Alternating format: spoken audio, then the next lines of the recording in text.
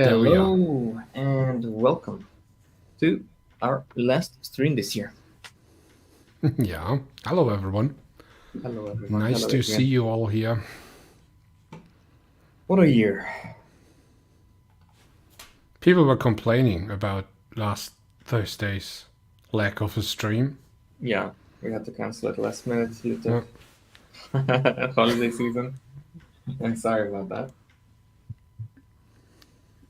We live, we learn. Exactly. How was the year for you, Adrian? Today's topic is just sort of a little bit of a retrospective from our side, paying homage to our audience. How was the year for you? How did 2023 treat you?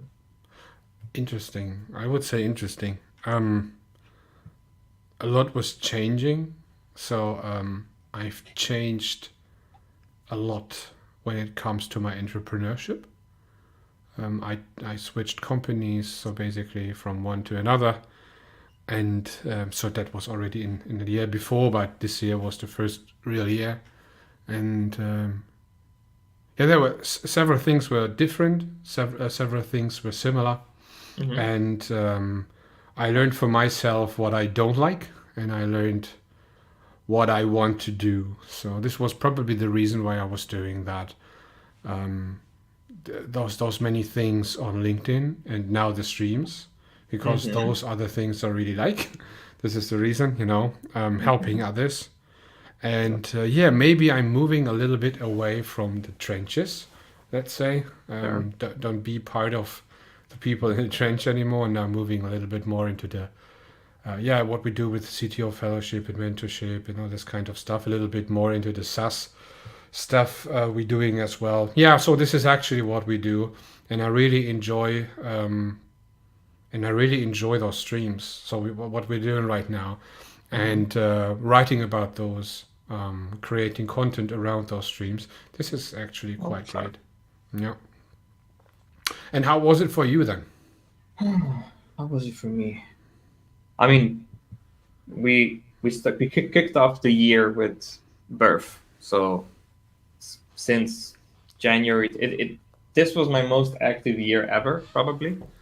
Just the amount of energy and thought and focus being invested into something, and I became a parent while also sort of kicking my business into the next gear. So it was definitely challenging. It was Yeah. interesting, but the word I would use is probably exhausting. It was a lot of juggling everything and then sort of focusing on recovery. Like that was really difficult, Hmm. especially with being having twins. You never really um, you never really get to rest. Like you don't have that um, break, right? So there is no, let's say, you don't have a weekend, which I very much noticed because it impacted my work, and then I sort of started adapting my I work. don't notice that anymore. So mine are 3 and 5, and on some point you just accept it, how your new life is, Yeah, and yeah. that you have some free time left, but you need Mhm. to spend it wisely. And Yeah, oftentimes exactly. it's not really free time then, because you need to decide what you want to Yeah. focus on. And so for me, it's like being an entrepreneur, small business Hmm. entrepreneur. My wife is as well, and we need to plan wisely. Working together a lot and getting things done is a Hmm. challenge. And having still enough time for your children is important as well. How it's not like Yeah. you don't want to delegate, raising of your children to anyone else out there. So you want to still do it yourself. So the only way there is to focus on things like focus on your entrepreneurship and focus on your kids at the same time. But there's not that much in between. So what you can do, so when you want to have some free time, and maybe this will be something for you as well, it is basically, so for us it is um, only together with the kids. So we Yeah. do everything we can do together. This is the reason why we've chosen to have a camper car instead of a Hmm. standard car, so we can combine everything, outdoors, being, on the road, having a Starlink dish with us, so being able to work from everywhere. So it's basically this combination we chose. It's quite interesting actually to live Hmm. like that. So we will have that in the next week. So maybe in the next week's stream, I am on the road or somewhere in some cabin. I don't know. We will see Hmm. how we work there. But this is how you do actually when you are a digital person, digital worker in some, maybe, yeah, let's say a remote worker, and you have kids. Then you have this type of freedom, but you have only this type of freedom left. So, Yeah. which is a good thing. So you can combine those things. It Hmm. would be different if I would work on some kind of machine, on some in some factory or something like that. It would be more difficult, I think. Hmm. And so I think this is one of the good parts to be an entrepreneur, software developer, so a digital person. Quite interesting. So how is it Hmm. for you with the kids? So how do you plan that with your wife? Um, I mean, we're still figuring it out. I mean, and that's a bold statement because we're sort of a year in and we'll, we'll we are being very agile about it. So we definitely let's say the family life is so intense that we immediately notice when something isn't working. So that we have a very strong signal for we need to change something. Hmm. So how does it work for us? We have a family calendar. We introduced that very quickly because logistically with twins it becomes very very overwhelming very quickly. So all the important stuff is um, on the calendar, and then that calendar I then sync to my calendar, and she syncs it to her calendar so that it blocks off time, right? So Hmm. that I don't happen to sort of accidentally double book something into family time when when it's on the family calendar already, right? So as an entrepreneur, as a solopreneur, I have that luxury. Of course, my recurring commitment to my clients is already on the calendar, so that also blocks the other way around, right? So it's, but that is sort of, that is, let's say, the highest tier of my coaching, and that sort of balances it out well.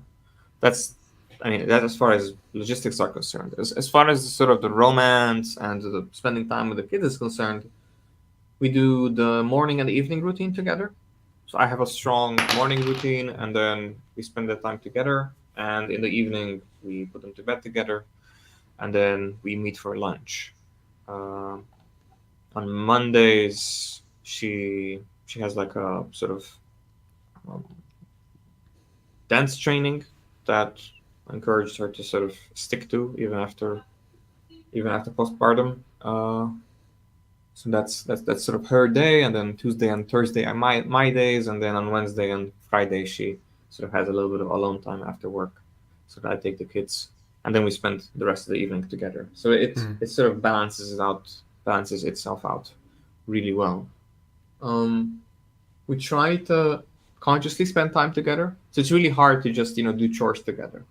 That's how it started off. The kids need to be fed, fed, changed, washed, showered, bathed.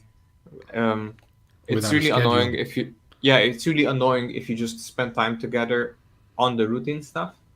So we made a conscious decision to put things in advance onto the calendar and say, hey, like we don't know what we're gonna do on that Wednesday 2 months from now, but we're definitely going out on a date, or we're definitely going out with the kids, so that we sort of have sort of a upfront commitment that we won't move on the calendar, because life happens and we need to sort of make that a priority.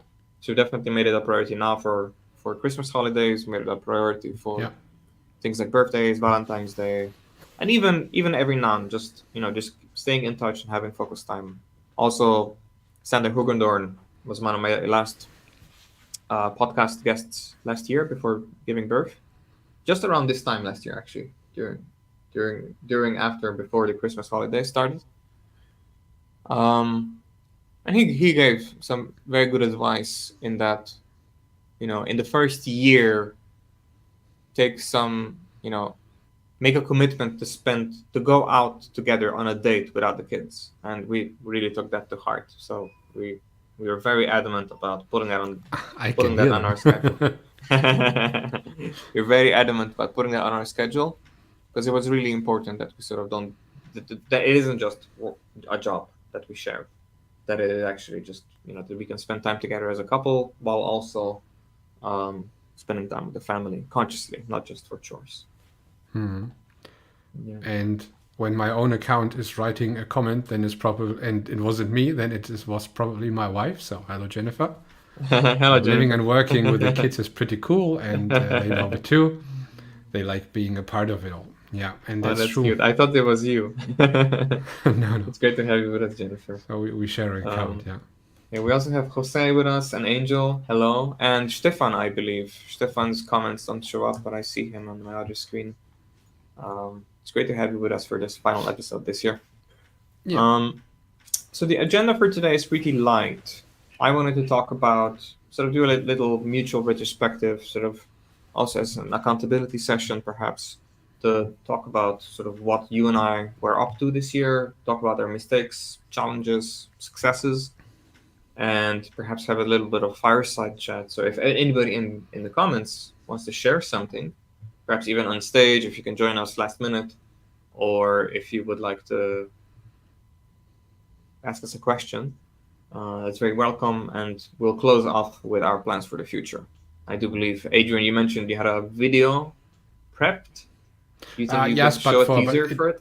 Not really in this show. It was for Okay. in between Christmas and New Year's Eve to Okay. show every guest and show a snippet of every show, as well as Yeah. a QR code to every episode, so everyone can take a look into every episode in case Alright. of you missed those people like Brian Finster, Jonathan Hall, Nicolas Oquette, Gregor Oystershek, and several others actually. So I was surprised how many streams we had this Yeah. year already in Yeah, we're that very short busy. amount of time. And I'm a little bit behind with cutting those. So I think 3 guests are not yet. No, 4 actually. 4 are not um, released. Mm-hmm. Gregor Oystershek, Jonathan Hall, Nicolas Arquette, and Casey Oh, we Day. don't have cuts for Gregor. Interesting. Okay. No, somehow not. This is the Somehow reason we is missed that. we Okay. only do that once a week. The problem is we record twice a week, which Ah, we I need to see. And then we discuss missed still. one. Yeah, Yeah, yeah, because and with Gregor we had the next day we had Brian, right? exactly. And we had planned in the beginning to only have one guest per week, Yeah. and this will be the podcast. But somehow Yeah. we said, "Oh, great! We have 2 guests now," and I was a We little just bit ran overwhelmed full. with cutting and Yeah. post processing all this stuff. So we still need to do that. Yeah. Yeah. Okay. Yeah, but the fireside chat. So we wanted to merge this because we wanted to have some real talk. How Mm-hmm. how is it actually when when you be in your own company, when you are joining another company Mm-hmm. temporarily to help them, so on quite a high levels of tactical and strategic level, Mm-hmm. and what do we face there? Maybe talking about some, let's of course anonymized stories. Okay. That was an idea that could be Mm-hmm. interesting for everyone to listen here, or every listener here. And the fireside chat actually what's going on with the next year. So what is this stream about? So I think we finally came to the conclusion of what we're doing here, Mm-hmm. and let's say how we plan it for next year to have it actually weekly again, and Mm-hmm. yeah, the idea behind it, the people we want to invite. We can just see that it's our tech journey, and the idea is to talk about the tech journeys of several people. It's of course Mm-hmm. of ours and the guests we have of the listeners to the Mm-hmm. stories we receive from you, for example. Um, in tech it's all about the story because there is a lot of unknowns everywhere. And when you for example you join or you go for a standard profession out there, and you pretty much know what's in front of you, what will come the next years Mm-hmm. towards you, what will be the challenges. It's quite common. But in software development it's not, because it's development. It's all about development, and the environment in which we are in is developing every day, every week, which is the reason why we need to keep up. And this leads to some form of joy and stress at the same time. And this is what we all, yeah, I don't know if I can say suffer from, because there is a positive side to it as well. Otherwise, I won't be on that journey. So it's this excitement of having ongoing challenges, and know that you will have those for the rest of your life. And maybe the chat we wanted to have today is a little bit about how we actually help others on their journeys as well. Because when you do that for quite a time, then the only way you can scale is really to help others. And you see a lot there. What's the challenges of other people, how they sometimes suffer, sometimes being happy, having those success stories, and sometimes those every force of nature is against you story, or type of story. And those are actually quite interesting. So yes, I would say that the entire stream is around the idea about those challenges we face on our journey to become successful in tech. A successful professional, a successful company, a successful SaaS person, a successful mentor. And of course, it's not especially when you start, it doesn't feel successful, and this is the interesting part. But in the end, you will become successful at some point. Some do it the easy route, some do it or learn it hard way. So I personally did it most of the time the hard way in my life. So I think I have quite some stories to tell. And it would be interesting, maybe the audiences we have today, the people, So maybe give us in the chat some comments of some stories you want to quickly mention or talk about, you know.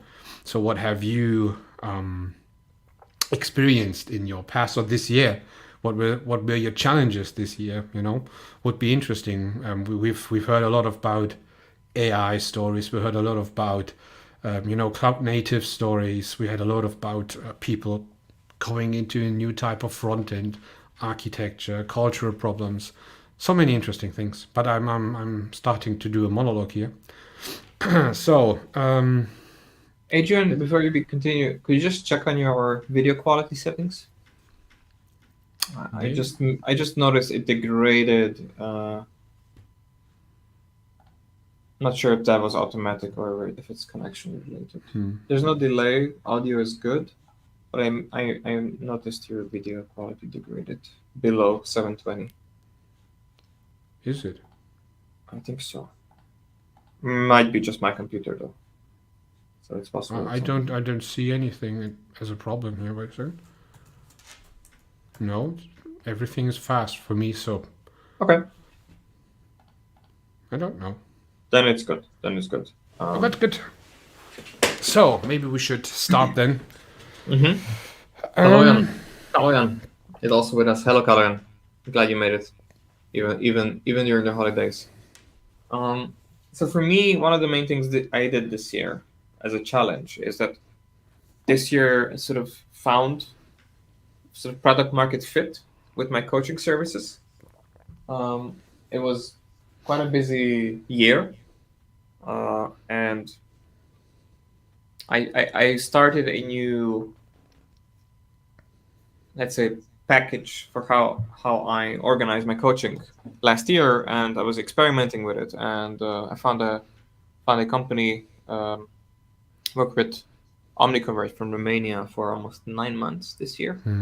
And there were some smaller clients in between, but they sort of stuck with the program for 9 months, which was a really good vote of confidence. And what stood out for me is that there's a lot of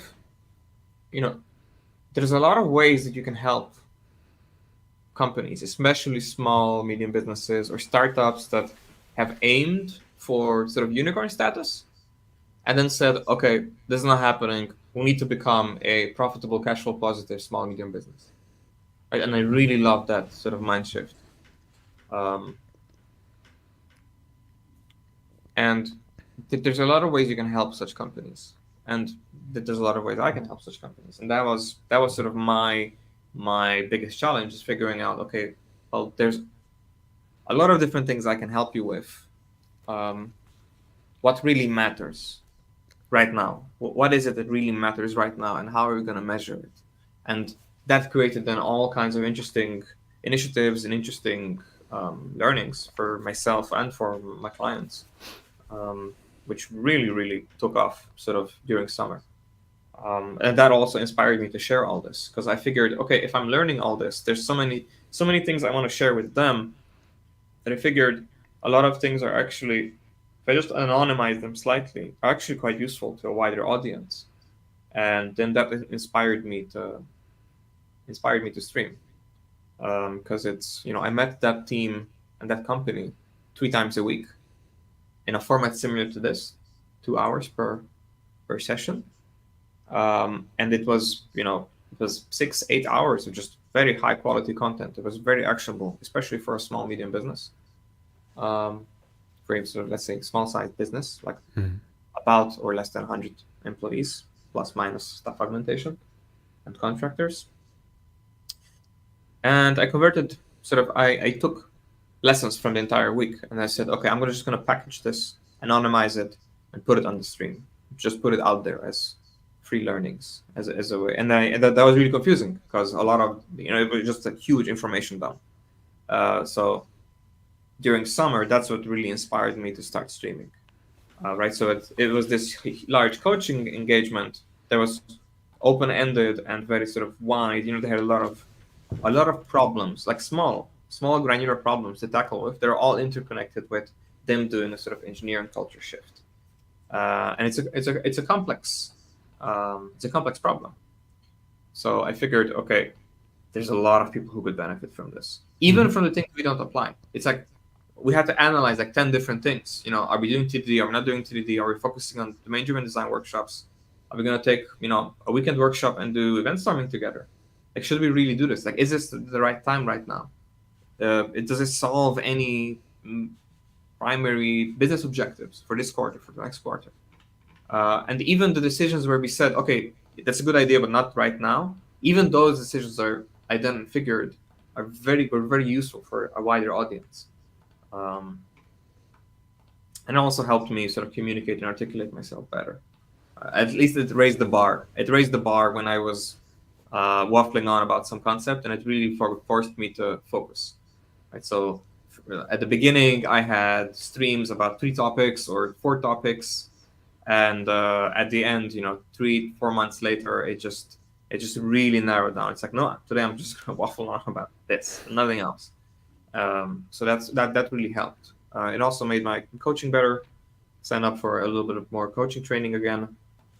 So I also have my own coaches, right, who help me become a better coach, Hmm. a better engineer, a better solopreneur. So it's all very useful. I did a little bit of a podcast run in the beginning of the year where I joined other people's podcasts.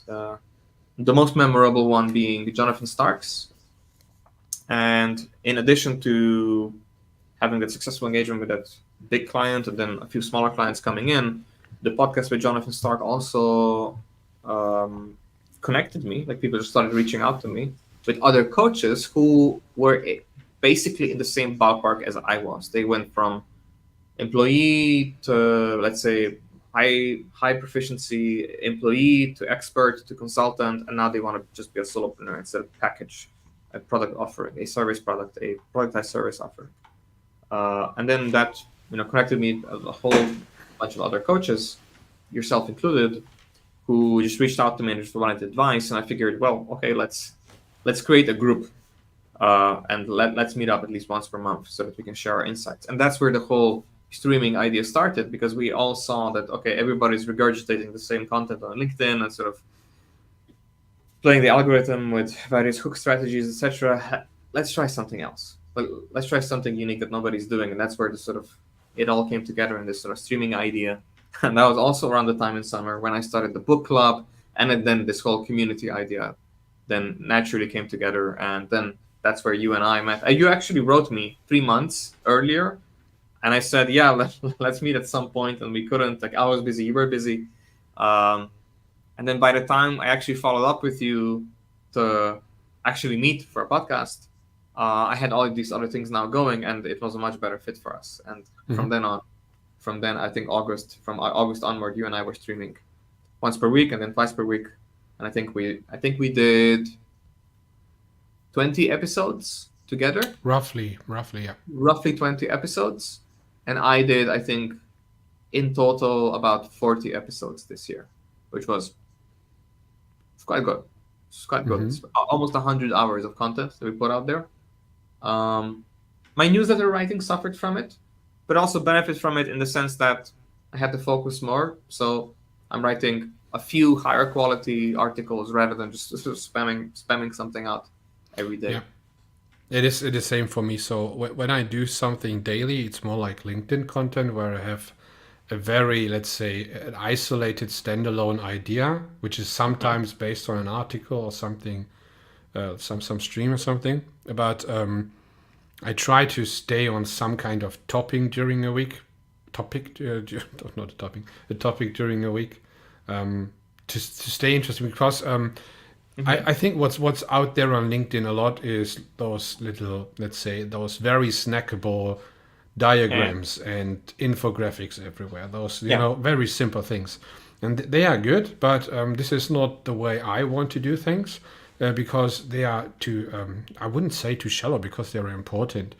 but Yeah. I like to deep dive into topics. So I like to write about them. I like to think deeply. And this is, Mhm. this is actually what I do for my business. I think deeply into topics. I try to solve problems where the root causes are, and you need to Mhm. go get to these root causes. To find out how, where are those root causes and how you can solve them. And so this is probably the reason why I'm so much into this idea of, let's say, deep diving, and this is the reason why I like those streams so much. So my story was a little different in this year. I've done a lot of videos in the beginning of the year because Mhm. I was a little bit hyped about becoming a speaker last year. So I was speaker several times in the last 2 decades as well, but it was more an opportunistic thing. Mhm. And this year I was speaker on 3 conferences. One time it was a keynote on day one on CloudFest, which was really interesting. And it was about how to get how to develop a cloud native culture. And this was a lot about transformation, legacy migration, cultural change. And this Mhm. was the time I realized how important culture actually is, because this was the first time I really introduced, let's say, this deep dive idea into things, or let's say problems of others. So I Mhm. talked a lot with other CTOs about that. I talked a lot with other engineering managers, how to solve those problems, how to solve Yeah. my own problems. So I had even SU consultants as well. So yeah, I had that those basically, and when I got into those keynotes, I just found out the preparations were the interesting part, not the keynote itself. Mhm. So when you speak with a lot of people about problems and how to solve them and how to put that into a keynote, that the keynote is then just presenting it. It is not it's not so much different than what we do every week here 2 times, for 4 hours a week. So it's not much of a difference. And but that that hooked me on some Mhm. point. So this idea of deep dive into a topic, work around that, work with people together to solve big problems for companies. So for them, those are big problems, and find solutions and be able to find those solutions. And that is this mix of success and failure, which is really addicting for me. Oh, this feels like you can only fail, but on some point you make it out of that problem case Mhm. scenario, and you transfer from failure to success. And Mhm. I really like that. So this is one of those parts. And then had several others. I was talking about in Frankfurt on the Cloud Expo. I was invited by DigitalOcean to speak about how we managed several legacy migrations, which were then basically ongoing results of Mhm. what I presented initially.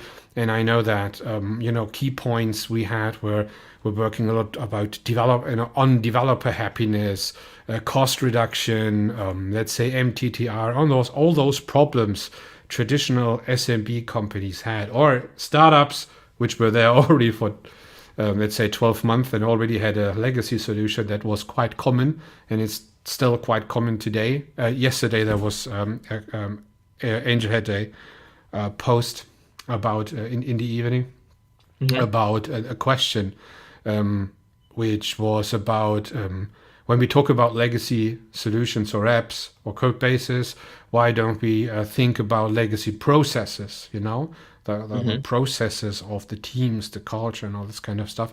And that's actually a quite important thing to understand. Is that those processes are my main motivation, because those when you have some kind of legacy process in place, you will run into a problem in a legacy app.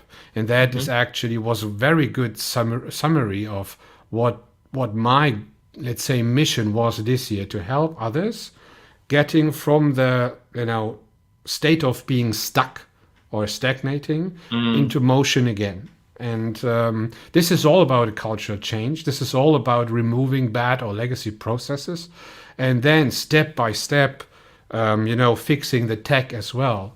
And and then in the as you said already, in August we met then to start those streams, and that Yeah. was a good opportunity. So in the beginning it was all about making videos outdoors with my GoPro. I don't do that anymore. Somehow I wanted to start again, but I lack time at the moment, so I just Mhm. try that next year again.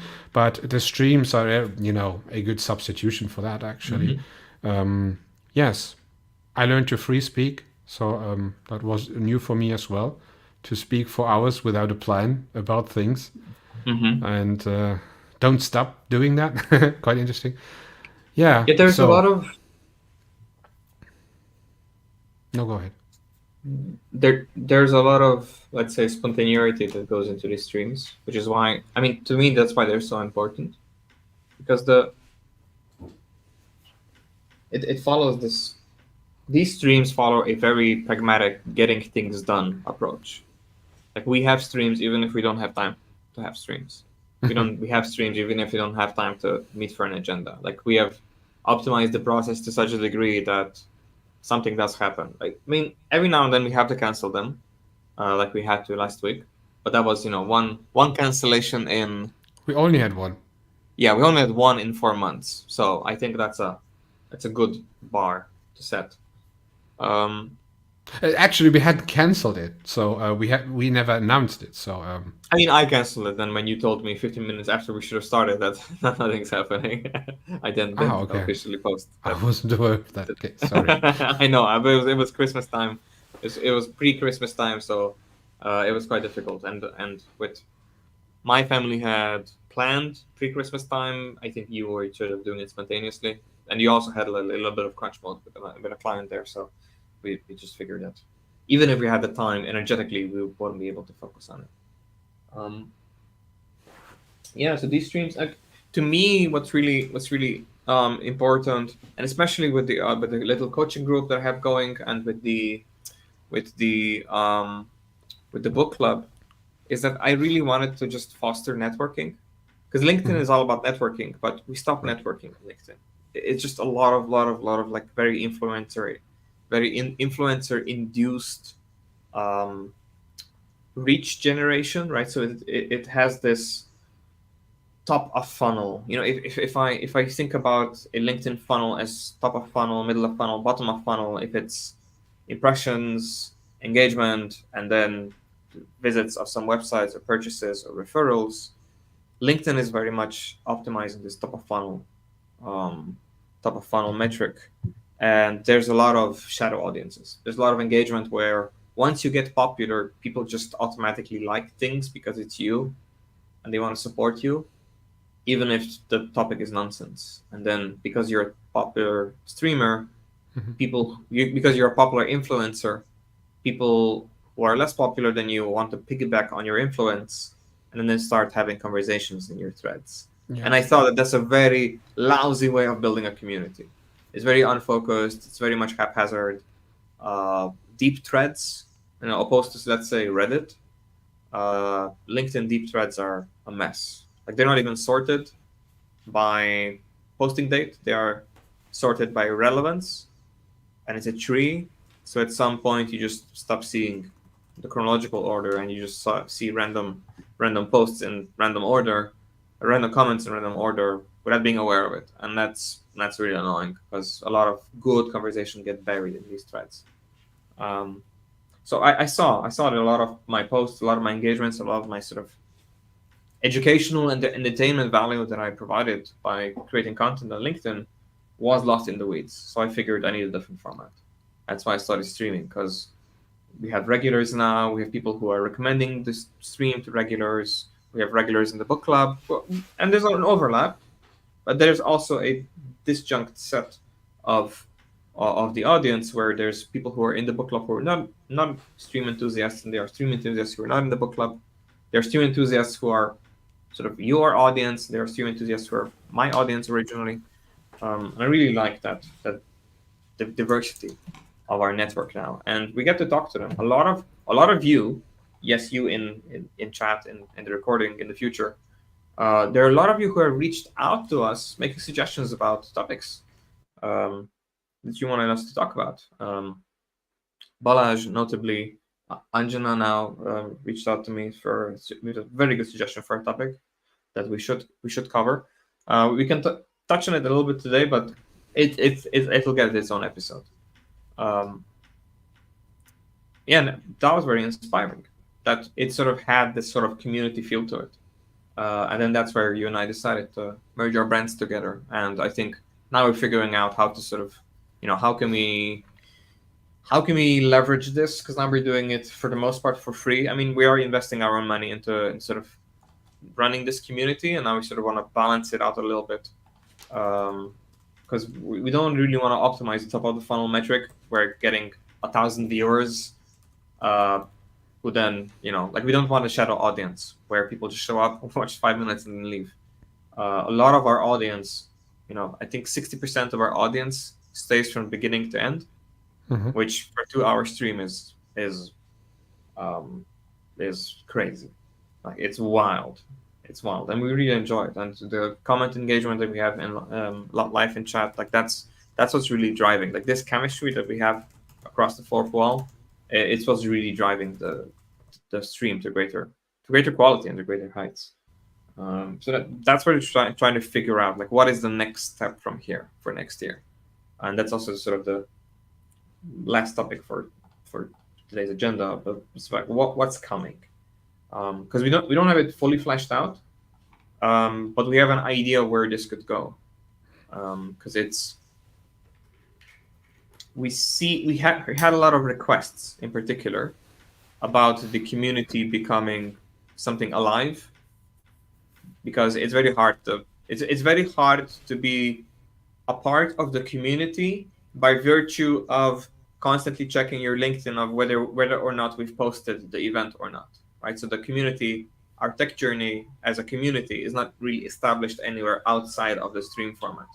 And I think that's the thing that we're sort of going to be creating a platform for in some shape. Whether that's going to be. We had already some ideas for that, to have something ongoing, where people who want to be regulars, exactly, can join some form of community to be part of us. Maybe a Slack, maybe a Circle SO, maybe a something like that, right? Something like that, yeah. So that you as a community get to be sort of, you can be parts, you can be you can feel like you can be members of the community by choice, not just by accident, by liking the live episodes, but also so that we can then bring everything that we do together. So that Adrian is also doing CTO fellowship, and he sort of posts deep dives on that on his newsletter. I have a book club. I have that little coaching group. I also do one-on-one coachings with architects and leaders. I do live coaching just for non-technologists. I did neglect that a little bit last year because I was really focusing on my tech audience. But it would make perfect sense to bring all of that sort of in a nice little cozy space. So that we could sort of build that network, so we're definitely building a community of some kind in the beginning of next year. Starting from next year already. I think next week you will see the first results. We will talk about that now after the show, or in chat. And this is not rocket science. This is just something we both need to do, and get you people in, and then the streams are just an output where we have a chance, of course, to talk live to each other, but there should be something in between those streams as well, because what we do plan as well is to have regular mini conferences.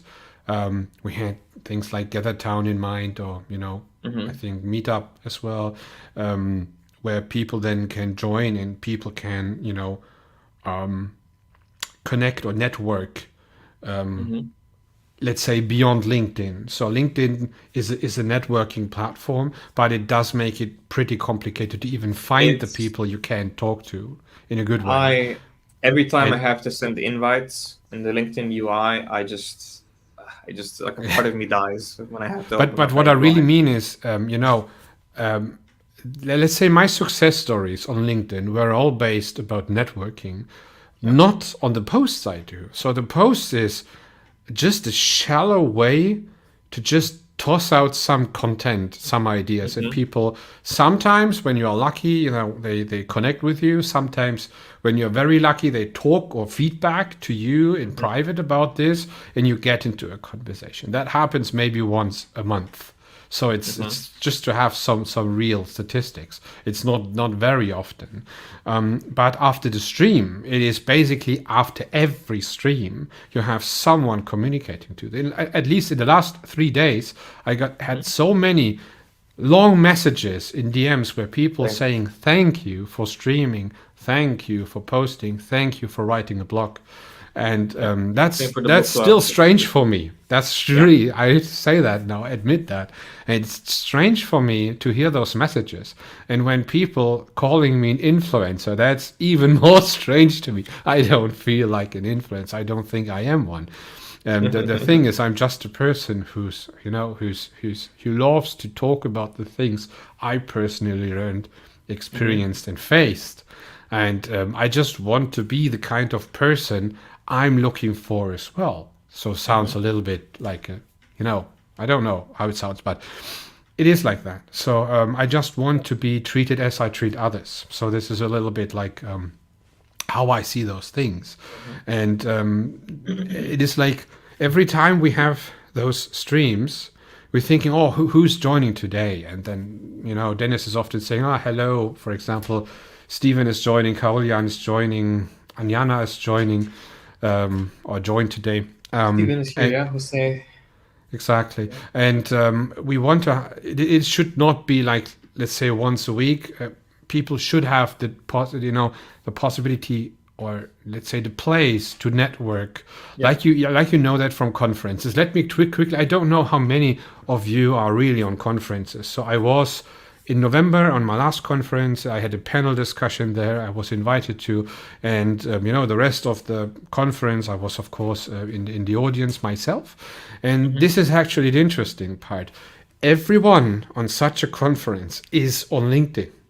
Yeah. But nearly everyone on that conference is not posting on LinkedIn. So this is the case. So, and of course, after, you have that when people are on such a conference, they tend to post. So it's like, oh, I have made a photo. I just say, oh, great, and mention this person, mention the company who's doing that one.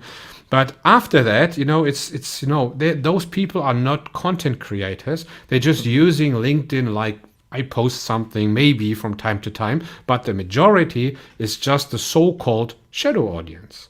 So they read and they have connections, a lot of connections sometimes, but they don't post anything. And it is, the real interesting part is to get into contact with everyone on LinkedIn who's, relevant to you. And this is different for everyone, of course. And I just, when I was going off the panel, then I had several people after the panel coming to me, asking about me, and now I have good network connections beyond the networks connections I regularly get on LinkedIn myself. So I had those, of course, on LinkedIn, like Jonathan Scholz, Mark van Erven, Nicolas Ockett, you, and so many others, of course. But I'm on LinkedIn now for 2 years. Most of the time I was just networking. And of course I made money. I made money in the 6 figures just because of LinkedIn in the last 2 years. And this is definitely possible. You can do that. The thing is, every single euro I made was because of networking effects after LinkedIn. It was not on LinkedIn itself. And this is, I think, maybe an interesting part for everyone listening today, is that we should treat LinkedIn not as some form of Instagram thing, where people just posting something, everyone is liking and going home. So if we don't leverage what LinkedIn is offering us, we basically waste our time. So, so my goal is to find people on LinkedIn I can work with. Working with people can be, CT Fellowship Program, just a buddy I can talk with, because I'm oftentimes looking for people who are better in something than I am, so I can learn from them. So, I'm a continuous learner type of person. And sometimes I'm just, hopefully finding people reading my stuff. So it's not about I want to be rich because, reading my stuff is great. I just want to have people providing me feedback. It is about the idea of continuous delivery, I deliver a post and I want to have feedback as early as possible so I know what I can improve later. So it's basically this ongoing circle. I Mhm. 99.9% of my income is not earned by LinkedIn or posting or blogging or something like that. It's actually something where I spend money on. And Mhm. networking is the most interesting part I can do. And now to finally get to the point which I wanted to talk about is our tech journey shall be some form of platform which is exactly doing what I've described happened on the last panel discussion, where Mhm. people have the chance to talk, to present, to, we invite people, they present, you can talk with them, you can connect, you can network with them without only the interface of those comments we have here from time to time. Now, no, you should have the possibilities where we have a break after the show, after the stream, or on a mini conferences in a break where you can connect and say hello to this person and just ask questions and do whatever you want to do to network. And this is what our tech journey is actually about. And the streams are just the way to be regularly visible and touchable every week. But there shall be things in between as well. And now I'm stopped talking. Sorry. Like what you described is also my experience in conferences, and conferences come with a very high opportunity cost with travel, because online conferences don't capture that. So usually online conferences, especially those that have recordings, you sign up, you might not even watch it live, and then you just go to the library and then you just watch it, like you would Coursera. Like you just, oh, I bought this course. Like, well, what am I interested in? Ah, maybe that one, maybe chapter 7, and I'll read it. I'll watch it. So the really important stuff that happens in conferences is the VIP networking that happens, plus the sort of at lunch discussions. That's what we want to replicate here. It's like not because the part of conferences that are impractical are where the conferences themselves require funding and they get sponsored by somebody, and then the main sponsor sends speakers, and then they just have a random topic where they promote some kind of product. Those sessions are always boring because they don't really talk to the audience. They're just there to sort of make back a return on Living their ads. investment. Yeah. Yeah, it's just advertising. It's just a more tax optimized way of advertising. What's really interesting is the really good speakers, the really good influencers who get invited for their craft, for their language, for what they, the Dave Harleys, the Martin Fowlers, the Kevlin Henneys. Did I mention Kevlin twice? Um, um, Brian Finster, like the really insightful, charismatic stage personas. And sort of that's what we want to get across that kind of platform. It's like we want that kind of content without any of the sort of fake, let's say, stage presences, but also recreating that vibe, that atmosphere of the shadow audience goes to lunch together and maybe meet somebody new, while the business focused solopreneur entrepreneur audience goes to the VIP area and sort of checks if there's any business opportunities within an hour. Right, so that's what's really important here, because behind the scenes, Adrian and I trade clients. We say, hey, I have this client who has this problem. I can't, like, I'm not a good fit for them. Can you maybe get in touch with them? And vice versa. I even had one of my solo coaching clients who watched the stream, who I've at the same time I've coached a team, and I said, hey, look, one of the teams I'm coaching is looking for an engineer. I can vet for you. I can sort of, I had an agreement with the team, with the recruiter, that hey, since you're paying me for coaching your team, and since I have my own student who I'm coaching, it's essentially vetted because we're learning about the same thing, and I can vouch for them. And then they just, it was like a really, really fast track way of hiring somebody. So these little opportunities arise just by virtue of doing this kind of networking, and I would like to do more of it and provide a platform where you can do it as well. And sort of that's where our tech journey is headed. Like we want that conference feel that then has between the episodes, especially between the Thursday and the next Wednesday episodes. So you in absence of us, can then network with each other. If you sort of want to linger on the shadow audience aspect, where you just want to, in the book club, for example, there's like a huge, huge gaming community in the sense that they are engineers in the gaming industry, which is a very particular niche that I found really interesting. We also have a lot of leadership audience in the book Mm-hmm. club. On this community, on the streams themselves, we have a lot of engineers who are looking to go solo versus FCTO, and also engineering managers who want to sort of upskill or stay technical, um, sort of upskill in their leadership skills while also maybe having an architectural side to it or focus more on coaching. So that there's a huge overlap, like where there's these intersection skills really come to play, and those only come out if you happen to sort of connect with somebody in the audience while we're not waffling, so that you can actually focus on a separate conversation, and then you can maybe have a conversation, make a suggestion, the same way that Balazs did. Balazs at some point was so inspired, he like showed up for every episode in a week. He opened a group chat on LinkedIn with myself and Adrian, and he just went, "What do you think about this?" And then like his contribution was just so passionate that he basically gave us an outline for like 2 episodes. And then for one of those episodes, one of those topics, we actually managed to find a guest who would also then share their views on it, and then they just organically went from one to the other, and that's really what it's all about.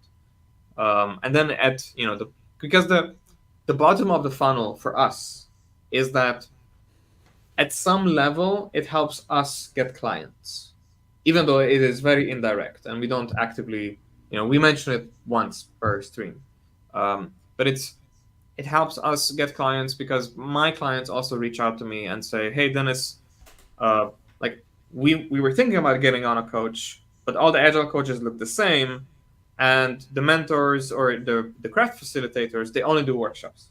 But we want something in between, but we don't know what it looks like. Uh, Having seen you on stream, we at least have some feel of what the chemistry would be like.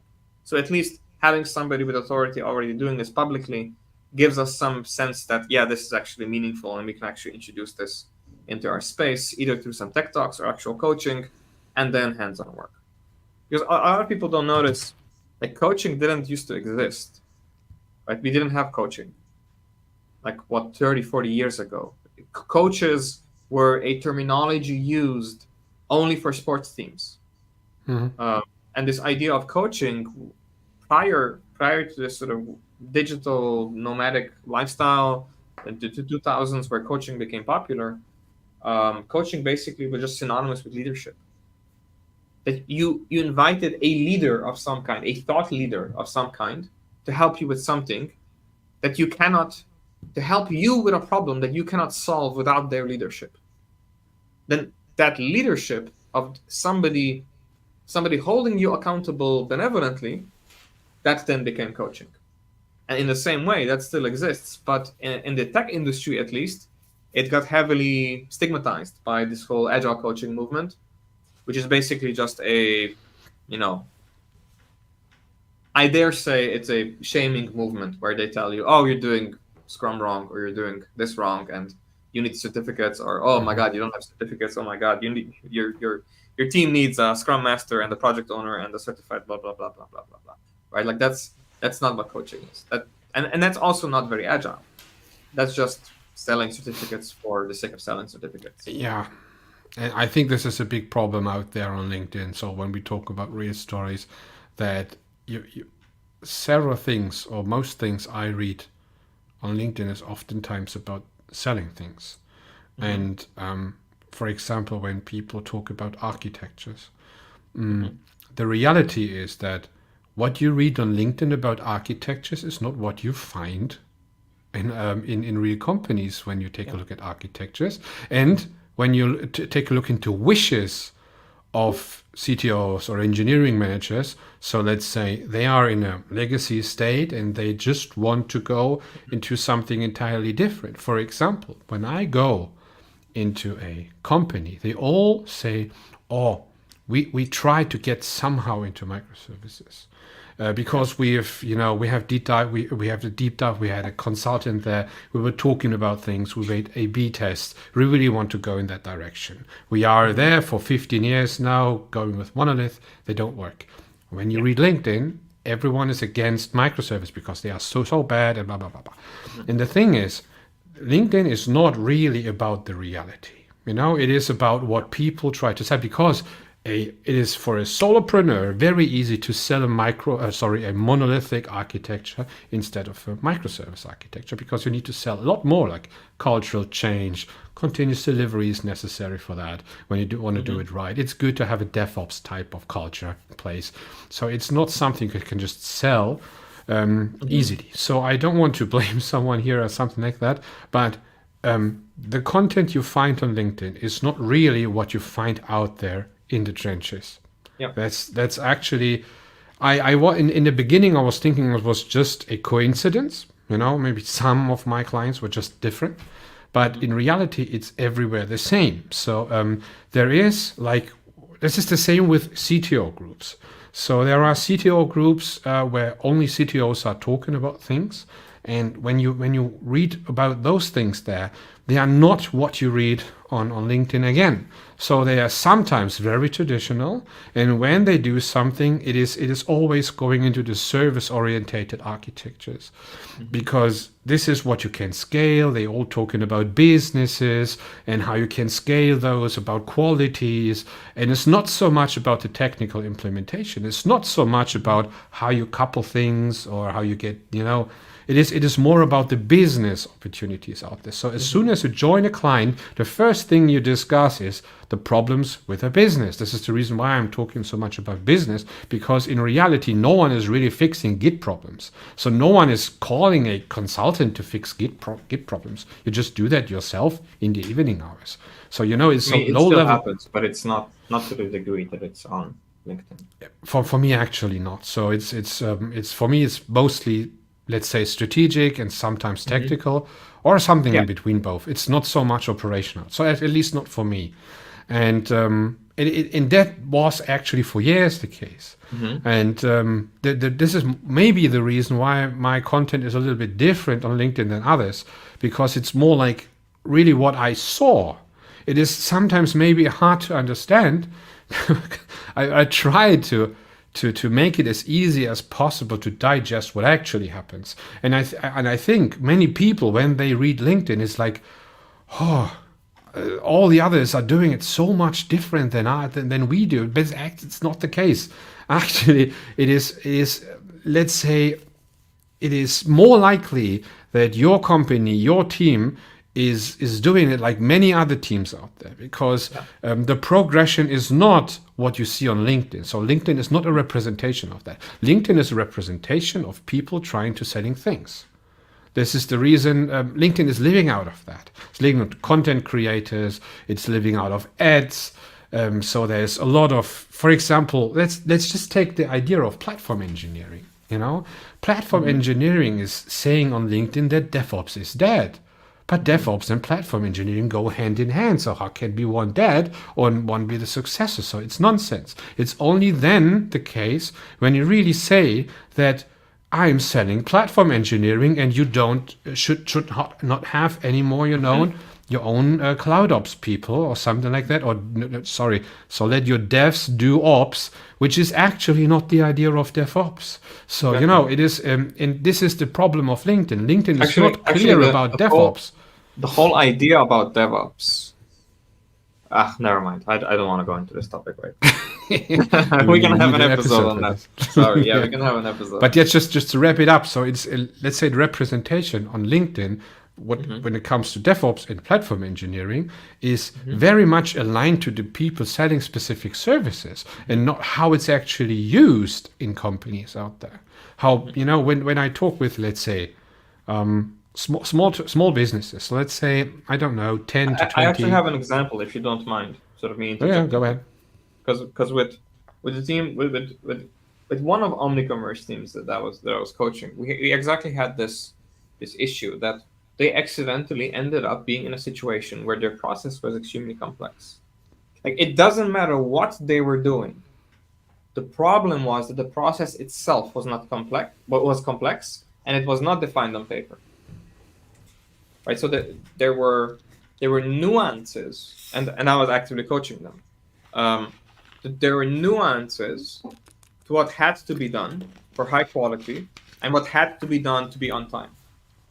And these nuances were not the same process, right? So they had different modes for operation of, okay, am I doing it high quality or am I doing it to meet the deadline, right? So am I doing it to optimize to spend the budget on deadline, right? So there also wasn't any let's say process focus on wanting to finish early, and that's always a signal that I'm looking for. Does anybody in the team want to finish early? Does anybody in the team even believe that we can finish earlier than the deadline? That's really important. That kind of mentality is like, how can we finish sooner? I know the deadline's tight, but how can we make it even tighter? Like, how can we finish? How can we get something into a customer's hand tomorrow, not end of month? And they hired me for initially for TDD because I just wrote my TDD booklet, in the same vein as I had TDD streams, and we just had a repeat of the TDD topic last week, 2 weeks ago with Jonathan Hall. I wrote a little booklet, like no nonsense. I called it No Nonsense TDD, which basically spoke on this. It's like, don't focus on TDD itself as a craft. Focus on what TDD brings to you as a company, and maybe it's nothing right now. Maybe you as a company, as a team, are so dysfunctional that you have nothing to benefit from TDD. Right. So that was my idea with the booklet, because it was all the rage. I saw that it has a lot of vitriol with it, the topic itself, and it always led to flame wars on LinkedIn. I don't know why. I don't know why that is, but it just is. So every time I want to have a flame war, because it's about engagement. It's not about, and I also used to farm comments. It's like when things got really nasty, I deleted those comments, and then people engaged even more. Oh my god, then these are my comments, because then I just farm you for comments. I farm you for engagement. Actually, sometimes the topics where people argue on your comments in comment section are quite the good topics, actually. So, but Yeah, but you you are need to have right. thick So skin. But you need to have thick skin, because otherwise yeah, it gets to you need to just become a little bit of ignorant in some yeah. cases, because otherwise you can't sleep anymore. But let's quickly, because you had a very interesting point, and this is when we wanted to talk a little bit about real talk today. So Yeah. how is it Adrian, actually in company? before you start, your video degraded a little bit more. So I I'm not can't sure do what's anything. I happening. already tried to switch to Wi-Fi. I think this is a No, connection of can my you check? area to. Can you check StreamYard settings, like in They the are bottom? they are correct. They're I correct. just Okay. switched between 5G and DSL, Okay. and there's no difference. So it's basically connection to this area and StreamYard at the Okay. moment. No problem. I I can't just do I just anything. brought it to your attention in case there's anything we can do about it. If there's not, then we continue. Yeah, good. So there's this point when we take a look. So when you get into a company, when they really call you, it is most of the time some delivery problem. Yes. So because tech and business are not aligned, this is most often the case. Tech is not really knowing what they shall do, how can they actually get to this point where they are expected to be, and those kinds of problems are the most common ones. It is not like, hey, can you take a look overall architecture? Can you take a look if we're doing tests right or something like that? Yeah. It is They first of bring all you in so that you judge them. exactly. And So that's not helpful. you get to these points on some point of time, but it mostly it starts with we don't get things done. This is what you see out there, and this is what I see in my own company for the last 15 years as one of the biggest problems we ever had. So it's pretty disturbing when you do those things when I talk. Yeah, I just trying to get my I don't focus. know if you try to be Mr. Spock or something. Mr. Spock. Yeah. Am I being Mr. Spock? Yeah, right. No, I'm just trying to trick the focus, because I'm getting glare from my forehead. It's just going. Okay, it'll fix itself. Yeah, but about those things, you actually don't read much on LinkedIn. Brian Finster's writing a lot about those topics, Yeah, Jonathan Hall from time to time, and others. they But the farming. majority are following a specific pattern. And this is what I just want to pass to everyone today. Be careful about those things, because this is not what you really need. So oftentimes, Hmm. you need to get some form of social media, LinkedIn competence to Hmm. differentiate between an ad and a real solution for a problem you have, because Hmm. there is never a single simple solution for anything. So Yeah, and you when you get to a company, there's so much context there. It's so deep context. So even if you start to, in the first days, or even with mentoring, it's just a single person. It takes you days until you really understand what's the environment, what's the yeah, context. So it is not like, hey, of course, you just need to have this package and everything is fine. This is basically was never ever hmm, a single time the case.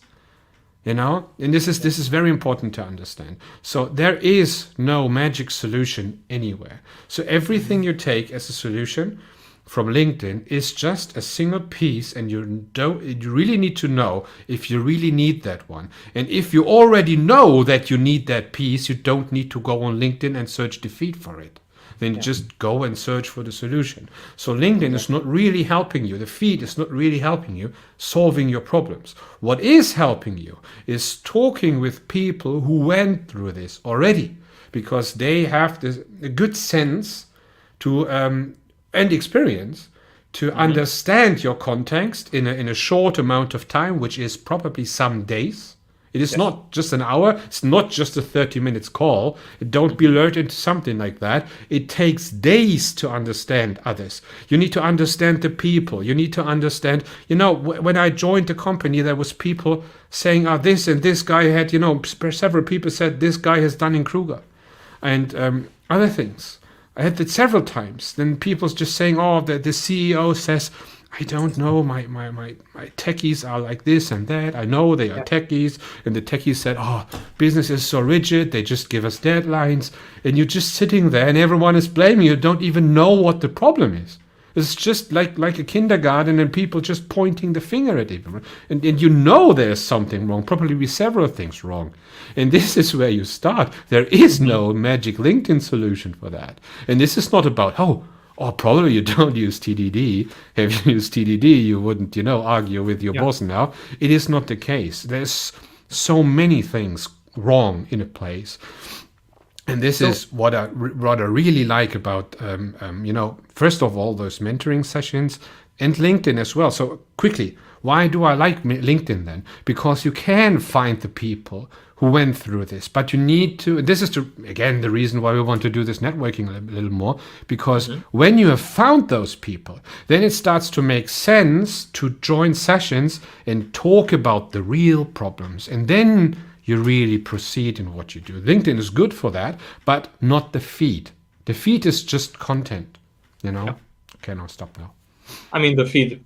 Never mind. I just wanted to go back on something you mentioned regarding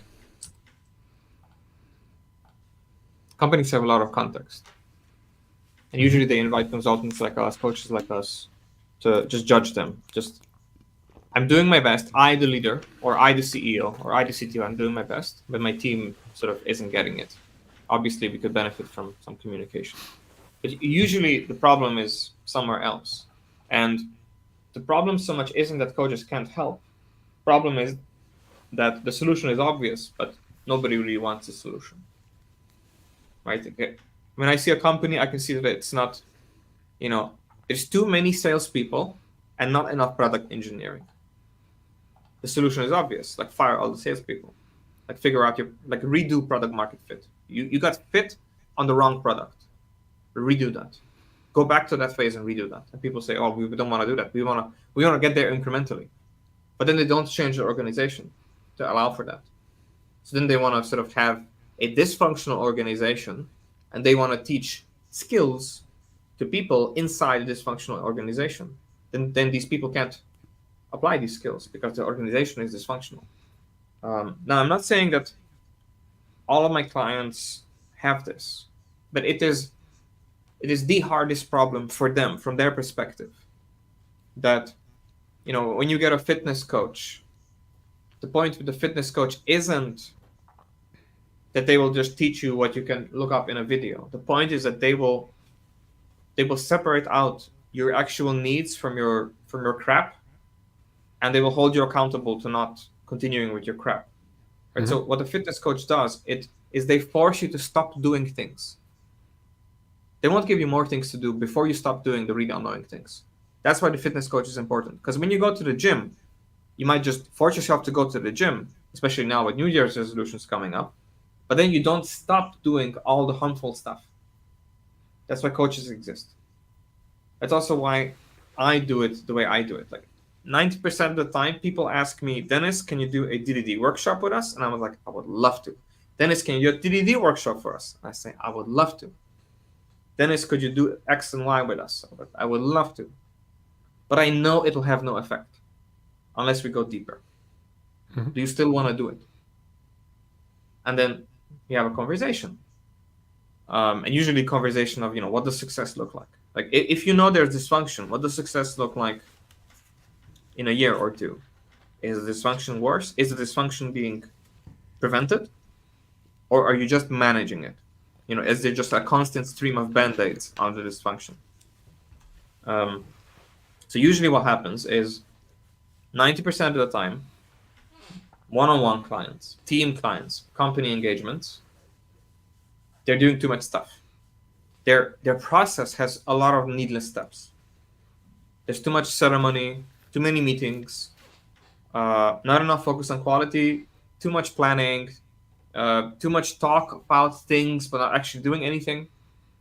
It's just analysis paralysis, skepticism. They talk about making a lot of decisions and being careful, but they're not data driven. They talk about making really good plans, but they estimate stuff rather than using their data. Right? So they don't use their data. They're not data driven. So they're just gambling, or they're just doing it on intuition or gut feeling, which is good if one person is doing it. If one benevolent dictator is using their gut feeling, that's amazing. If your entire org, top to bottom, is doing that, that's a complete mess.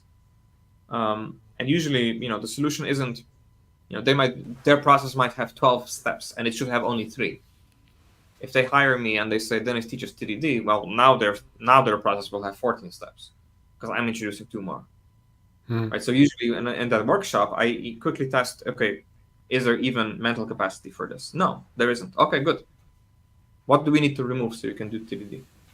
And that gets the ball rolling. And then that's a TDD workshop that they never had before, right? And that's sort of in the same vein as my no-nonsense TDD booklet, in the sense that you're intelligent, you should be doing TDD, or at least if you're skeptical about it, that you're exploring it. For some reason, you're exploring it. You're on this stream listening to us talk about TDD, even if you're not practicing it. Why? But then that why is incidental. The real question is, why aren't you trying it? Like, why are you learning about it? Why aren't you trying it? Like, what would we need to remove from your process so you could actually try it? Like, that's the really important conversation that we have on the coaching sessions. And then for everything, what do we need to remove so that we can have customer feedback in the delivery pipeline? What can we need to remove? What do we need to stop doing so that we can introduce something towards strong-based development? What do we need to stop doing or remove so that we can make a step towards continuous delivery, continuous integration, automating more tests, automating less tests, removing the low-quality tests? Right? A lot of times, companies hire me and they have tests, but they're low quality, and they're shocked when I tell them we should remove them. No, but then we have all these tests here, but you don't trust them. So they're just slowing you down. So remove them, regain some freedom, and write better ones. Write better ones which are extremely different from the ones that you had, right? And then let's learn what makes a good quality test, doesn't degrade in usefulness, and what's a bad quality test that you ended up having accidentally. And then those are really the really important conversations. So we had some comments, actually. Yeah, you want to put them on screen?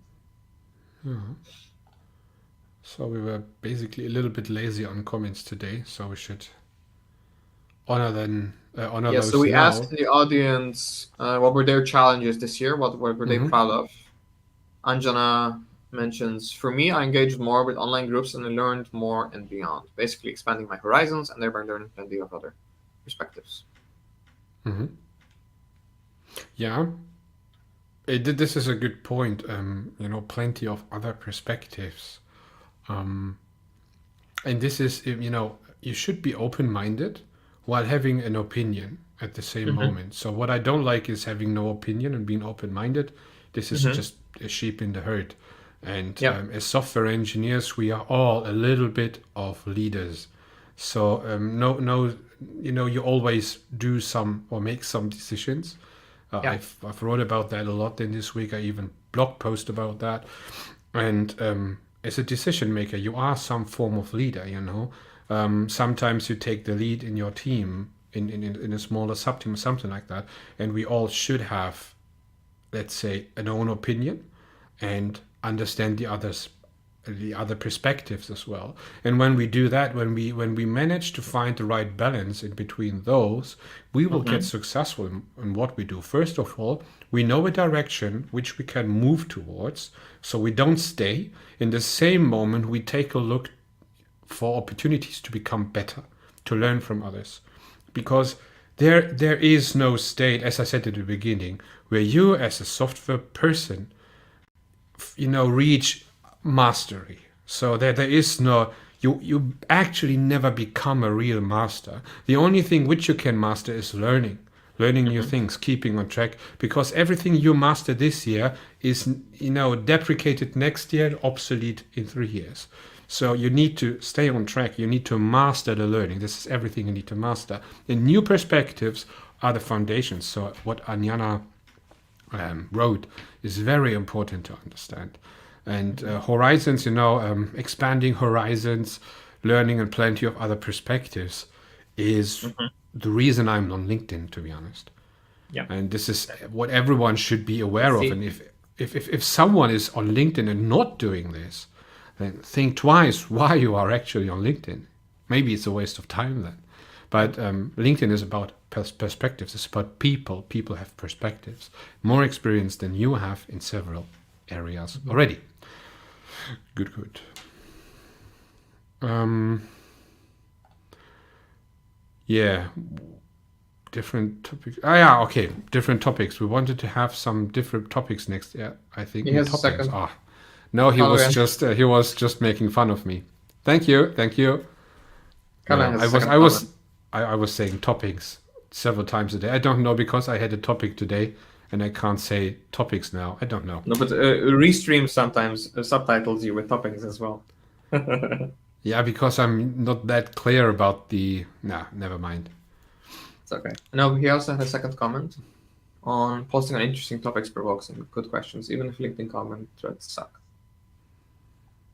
So what I like to do is I often, when I have a really engaging thread, I then repost the whole conversation and sort of my thoughts about the conversation on the Hmm. newsletter, and then that's then really a nice place to sort of tombstone the conversation, because then the people who really had like clear insights, they come and they comment again on the article, and then that's in a shape that's really on point. Hmm. Because the topics of conversation that say, "Oh, this is a great idea, thanks," uh, is very helpful. I appreciate the gratitude, but it's a comment thread that is separate from discussing the topic at hand. Um, Yeah, I and know what it's, you I mean. mean, but it's very specific to LinkedIn and content creators sort of commenting on each other, sort of exchanging attention, and that's a whole separate topic that kind What of what what I gradually. what I don't know if it's really linked to what you just said, but I have it often that when I post something and there are a lot of comments like, "Ah, great, great, thank you for posting that!" Uh, Mhm. exclamation mark. Let's say you have 5 of those. People don't tend to put real comments below Yeah, that it anymore. kills I the don't know why conversation. that is. But then people sometimes write me on DMs about that. DMs. I noticed that already. It is like it is like people don't know if they can comment now and as such, Hmm. I don't really understand that. It's a little bit about the flow of the comments.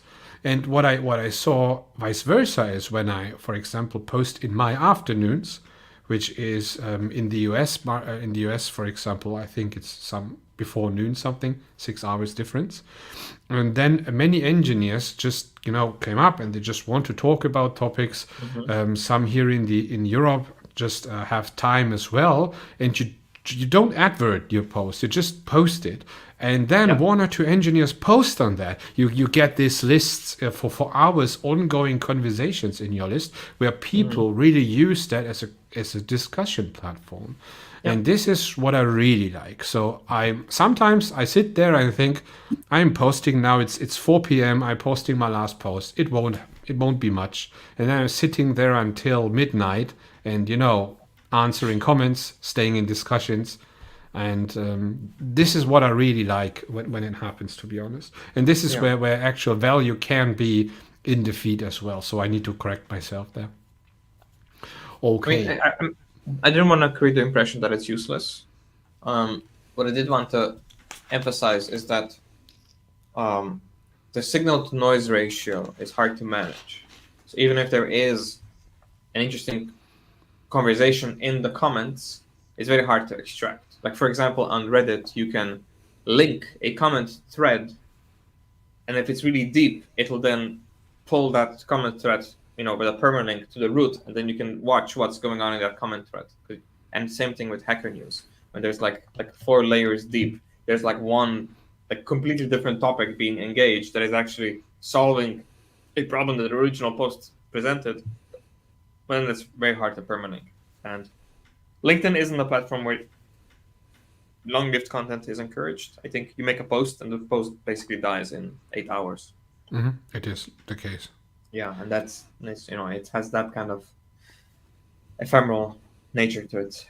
Similar to Twitter, but it's even more volatile on LinkedIn. You've been starting on Twitter, right, Adrian?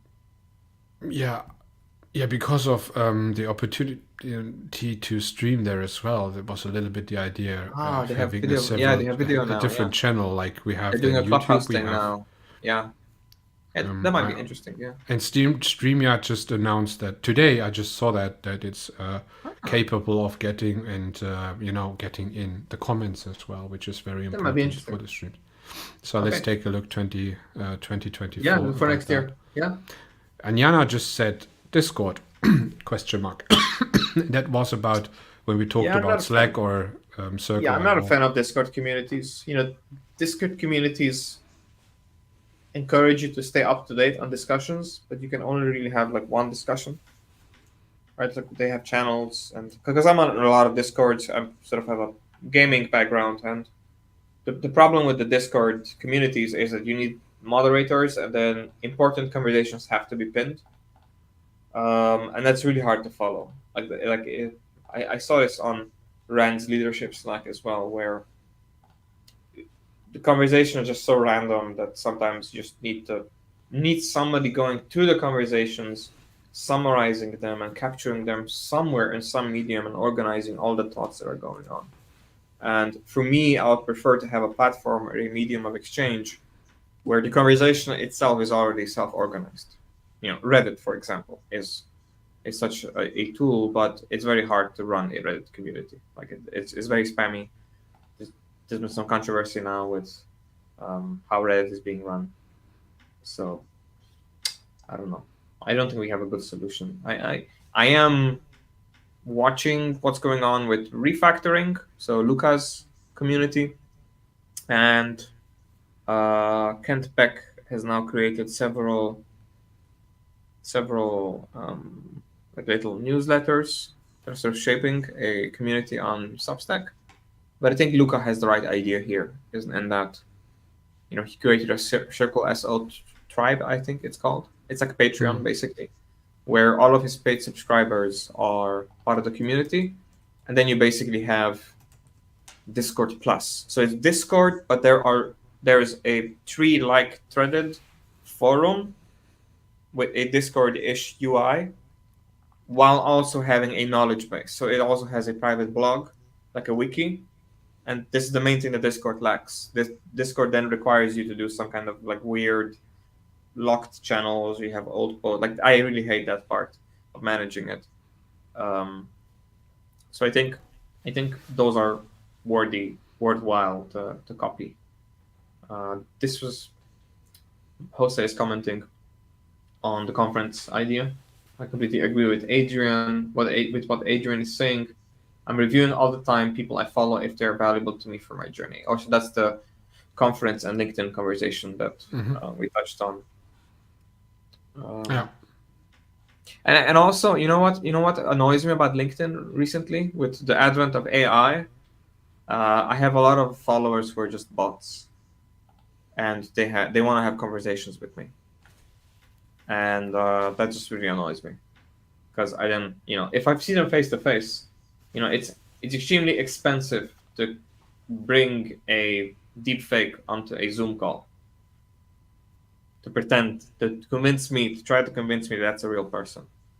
But on LinkedIn and chat, that's really easy, right? So everybody on the book club, for example, in the little coaching group for the solopreneurs and the coaches, I have immense trust and respect for them because I know them, I saw them, I spoke to them face to face. I sort of know what they're dealing with, what challenges they have, what successes they have. And that means a lot, like that kind of networking. And I know that they're a real person. I would never question, a message landing in that chat. I would never question whether that's an AI or a human. That's why it's so important. And it's the same thing here in the live streams. Somebody commenting something on YouTube, I know it's a bot when it's like on some old video last year and it's some gibbity mess of a username. But right now, like we are now, people are chiming in live, and Callaghan also changed his thumbnail picture to be holiday themed.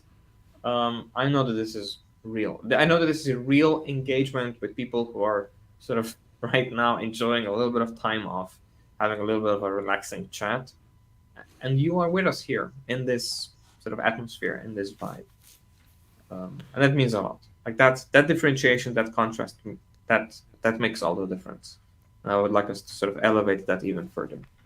Mm-hmm.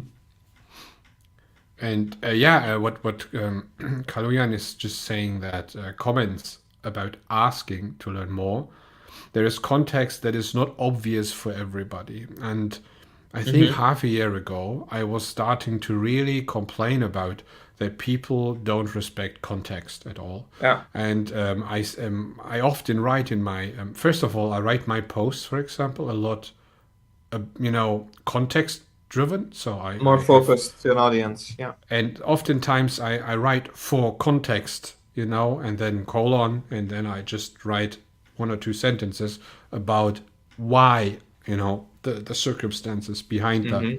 And because in so many topics, it is extremely important to stay contextual. Sometimes otherwise it's just a claim, So there are so many discussions out there. For example, let's pick a random topic. Tailwind for front end. Style X just came out. Yeah, Style X just came out. Meta released Style X.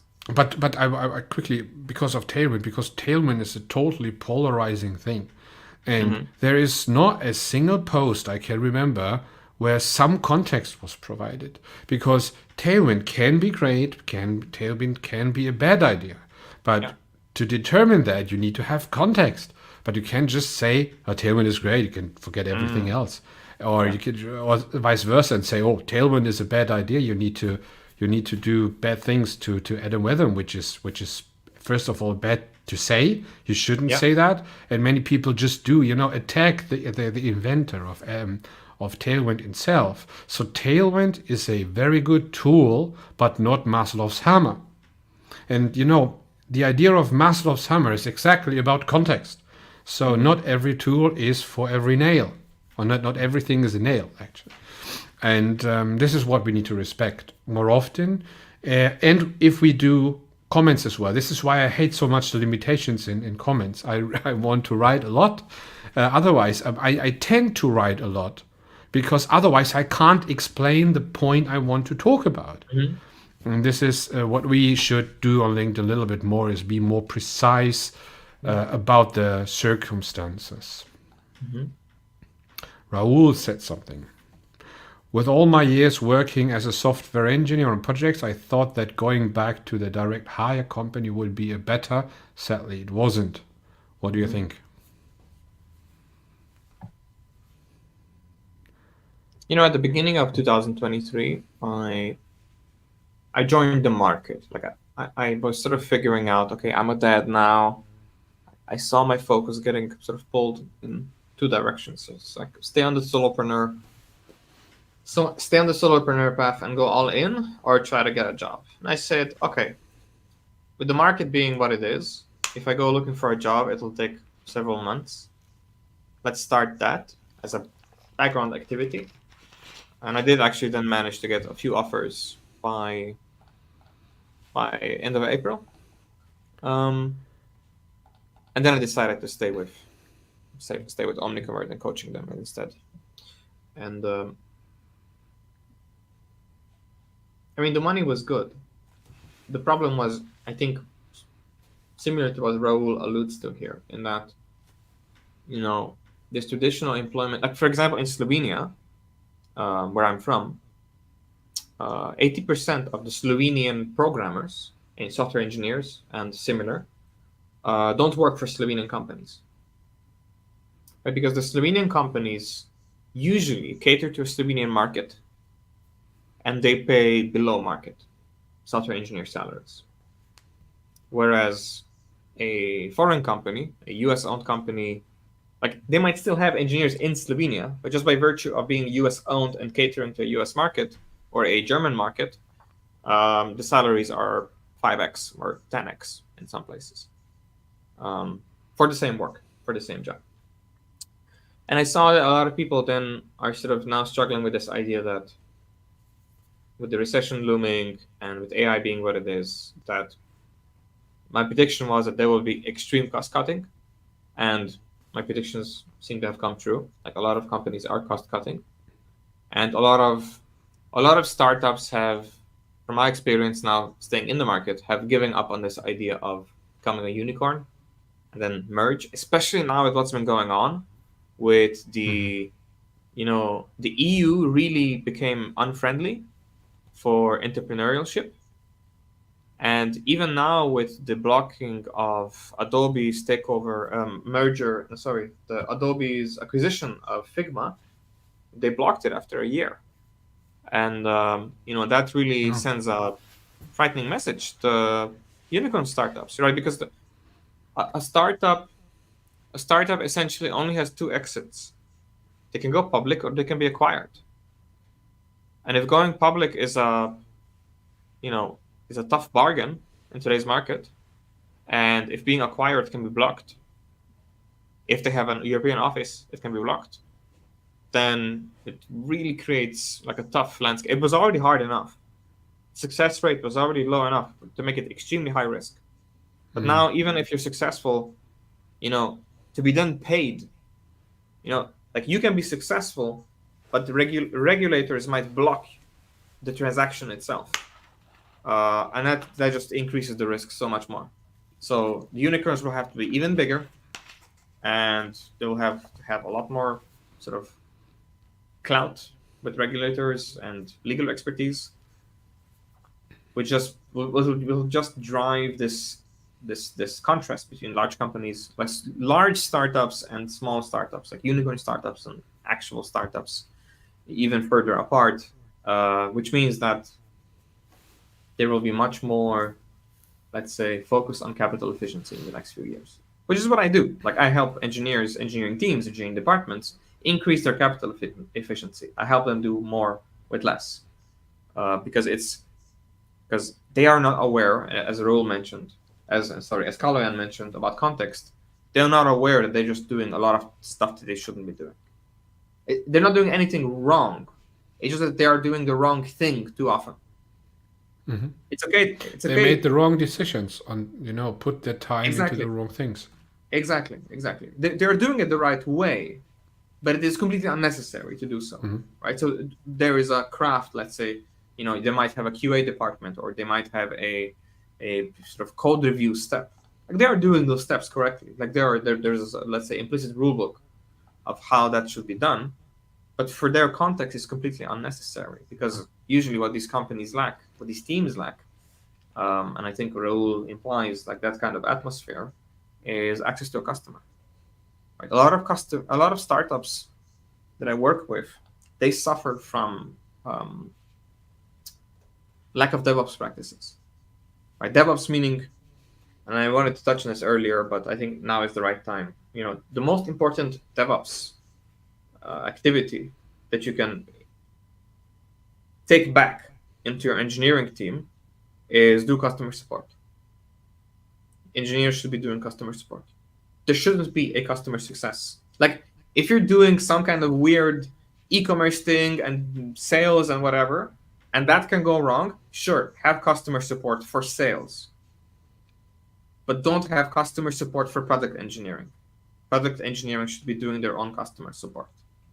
That's the most important thing you can do. Because then that sort of bridges down the amount of people that user feedback has to go through for it to be actionable.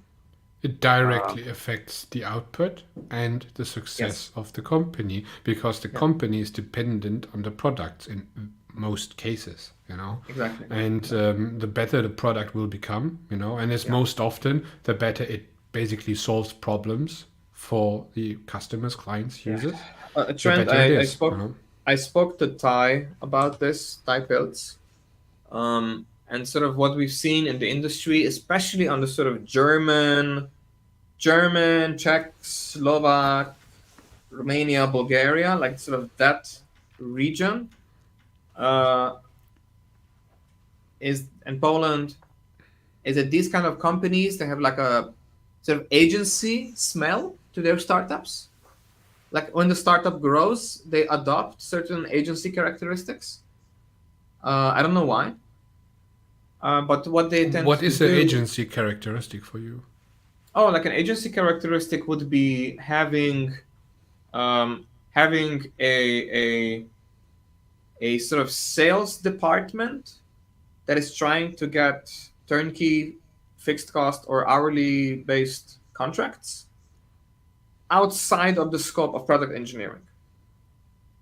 Right? So they will have product engineering, a team that builds products, and then there's some like weird services attached to it. I see this quite often. I see this almost exclusively with every single client that I have that is bigger, that has grown beyond 40 people in the organization, and only in Europe. My American clients do not have this. They have like a really, like, growth marketing and growth engineering is coupled into product engineering. In Europe, it's always separate. Like, once the company grows between 20, 25 plus, they do this thing where they incorporate HR and the sales team, sales and marketing, and then and the HR. And usually that's a nail in the coffin for that company. Because really what you need to be doing in that case, and then I know they don't like hearing it, is to get rid of all the sales and start doing customer support inside the engineering team. And they say, well, they don't have time because we have so many features. And I say, yes, exactly. You have so many features because you have no user feedback.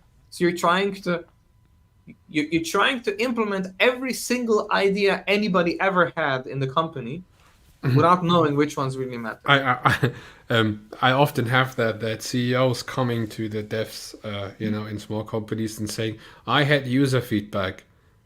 You need to do this and that now." And the user feedback was a person on the phone for 2 minutes having a rough idea of something, and suddenly it became topic for the entire team, and you just do those things. So this is not real. Let's say this is not valuable user feedback you should follow on. But this is quite often the case in smaller businesses, or even up to medium-sized businesses, which is now led by the owners still. And this is often because owners, this is the problem is, you shouldn't dedicate to a single user. You should understand what your user base is providing you as feedback. So you should that requires gather some form of strategy. data as well. Yeah, that requires strategy. Like your strategy mandates what your main user group will be, and if you don't have strategy, you don't have a filter for user feedback, and if you don't have a filter for user feedback, there's so much of it that you've probably given up on trying to sift through it, and that's Yeah, really and that's if the hard every part. user feedback is stacking up in your ticket board Oh, as backlog amazing! item, And then you yeah, do backlog estimations. Like, we got user feedback. Could you estimate this, please? And then yeah, then the please real estimate. SLAs start popping up. It's like every feedback needs to be addressed within X minutes of blah blah blah. And then people do stuff like they will open the ticket, respond to it, and close it immediately. Just like, I think Brian had a comment on this yesterday on LinkedIn. Is Yeah, that I these like remember. Yeah, weird metrics and just creates the whole range of unhelpful incentives. Colin also mentions that re-DMs. It looks redirect messages. It looks like there are people who are not feeling comfortable with posting comments in front of all of the audience, and for them, DM is a good alternative. Yeah, I agree. It's some also people why we aren't want to allowed have. to. Yeah, Some aren't allowed, so people are afraid that, yeah, oh, if my colleagues, my peers, my managers yeah, reading this, they will get into problems. So we had that already when we tried to get people in the stream that they told yeah. us it's From large complicated. public, yeah, from Yeah, large public companies, because we are live, there is a whole vetting process that they have to go through with their PR, or at least legal department. Um, but usually these like large public companies where a lot of experts work, they have they are regulated, and there are rules to what somebody is allowed to say. So a director in some company could affect the stock market in some way by saying something stupid. So Elon Musk is notorious for saying stupid things that he's not allowed to say uh, on social media, and he does it anyway, and then that creates a whole bunch of we turmoil. should But try to get him on the show we should. You talking think Elon about will join us? TDD in SpaceX. No. Um, I mean, he is a quite a process elimination fanatic, which I really respect. I mean, there's a lot of things I don't agree with him regarding how he works.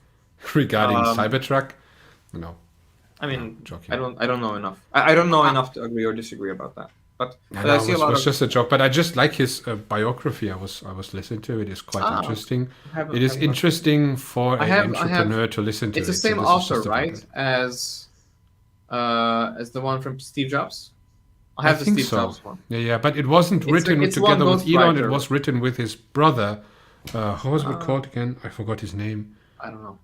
I don't know. So, but it basically the author was working together with the brother of Elon, and Oh, okay. Elon just gave permission or something like that. So it was quite interesting to look Interesting. behind the scenes and take a look at so many things. So he's acting actually on large businesses like small Hmm. business owner do on small businesses, and Yeah. this is actually the tension which happens because he is still the owning person who's doing everything, who's doing a Hmm. lot about, as you said, gut feeling. But maybe this Hmm. is off topic now. Yeah.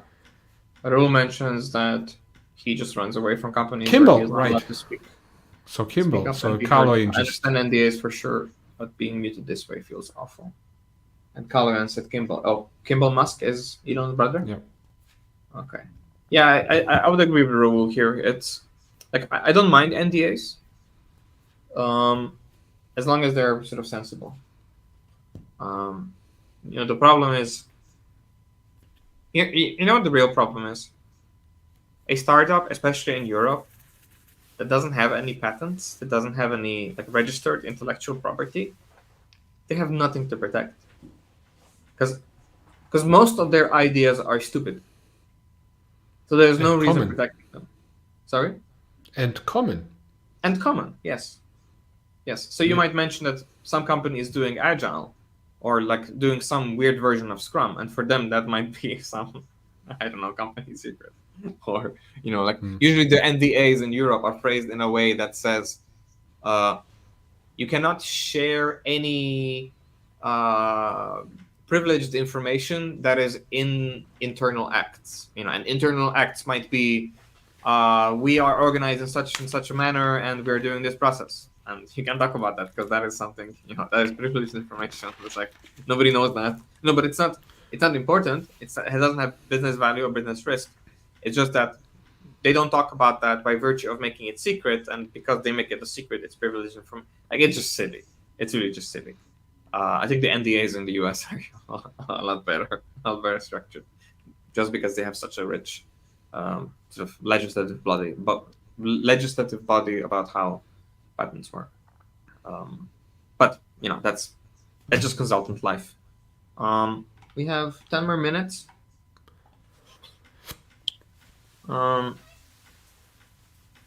Did we go over the agenda? I think so, right? A little bit of Fireside. I haven't read the agenda today. Fireside, successes, mistakes, and challenges, and plans for the future. Yeah. I tried to do some fireside here. I have some candles on today. Actually, I have a chimney behind that sign there, but I'm afraid to burn it or light it up because I'm thinking my wall is burning, and I haven't had this type of glass plate behind that. It's a little bit, let's say. Fair. Yes. So, Pedro, What? please translate. Wait, I need to put that into. ChatGPT is a very good translator. Yeah, I already try, but I can't copy it. Pedro, would you please translate that for us? I know you are able to talk about that.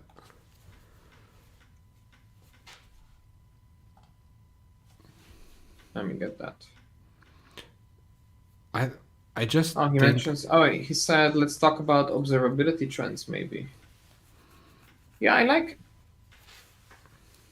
observability on a sort of holistic topic. I think we should have an observability versus monitoring topic in the following weeks.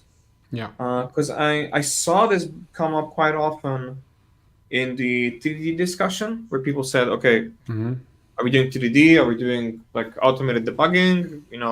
If you're doing automated debugging, that sounds awfully similar like monitoring. But are we doing like automated monitoring for dev, or shouldn't we do that in production like Facebook does it? So I think observability, yeah. I have put that into our Notion. So thank you, Petro. Actually, Petro, you want to invite Petro on to the stream? Yeah, would be interesting actually. Yeah, let's try that. I've promised him yesterday to invite him to my Slack. I forgot. Awesome. Sorry, Petro. Let's do that. Let's give him the link. I do. Wait a second. Okay. Petro, be ready to join the show. And we have about 5 minutes. let's take a look how many people can join. I think there is a limit to how many people we can have on stage on my tier, but we're not anywhere close.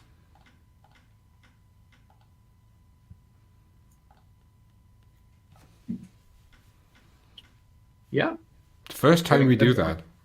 First time we do that, yeah. So we can say we had this year then someone, an audience join. An audience join, is that even a word? I don't know. But I mean, to be fair, a lot of our guests, Brian, for example, was very active in chat, and he was part of our audience. But not live joining. I don't even know if true, not live, not spontaneous, yeah. That's it now. Just to see what happens.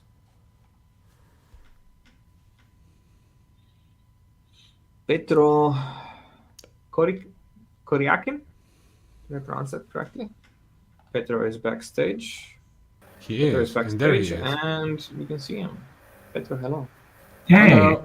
Oh, does my sounds good? Sounds good. It sounds good. Oh, it's nice. Studio, when I turn right, shows me turning left.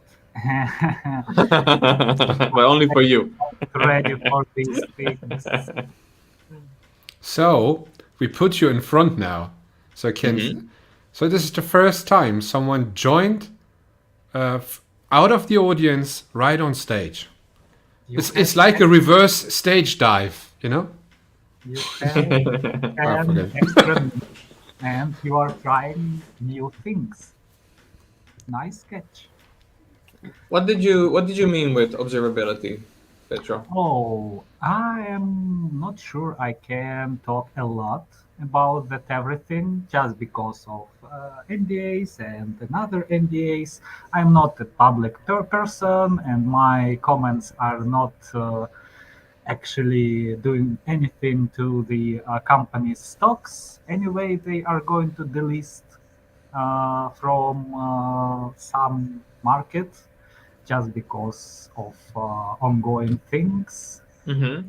And I were doing a lot of inter references. Like, okay, we are using Scrum.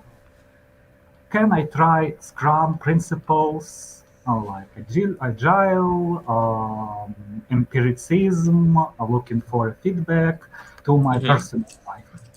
And it appears that I can actually.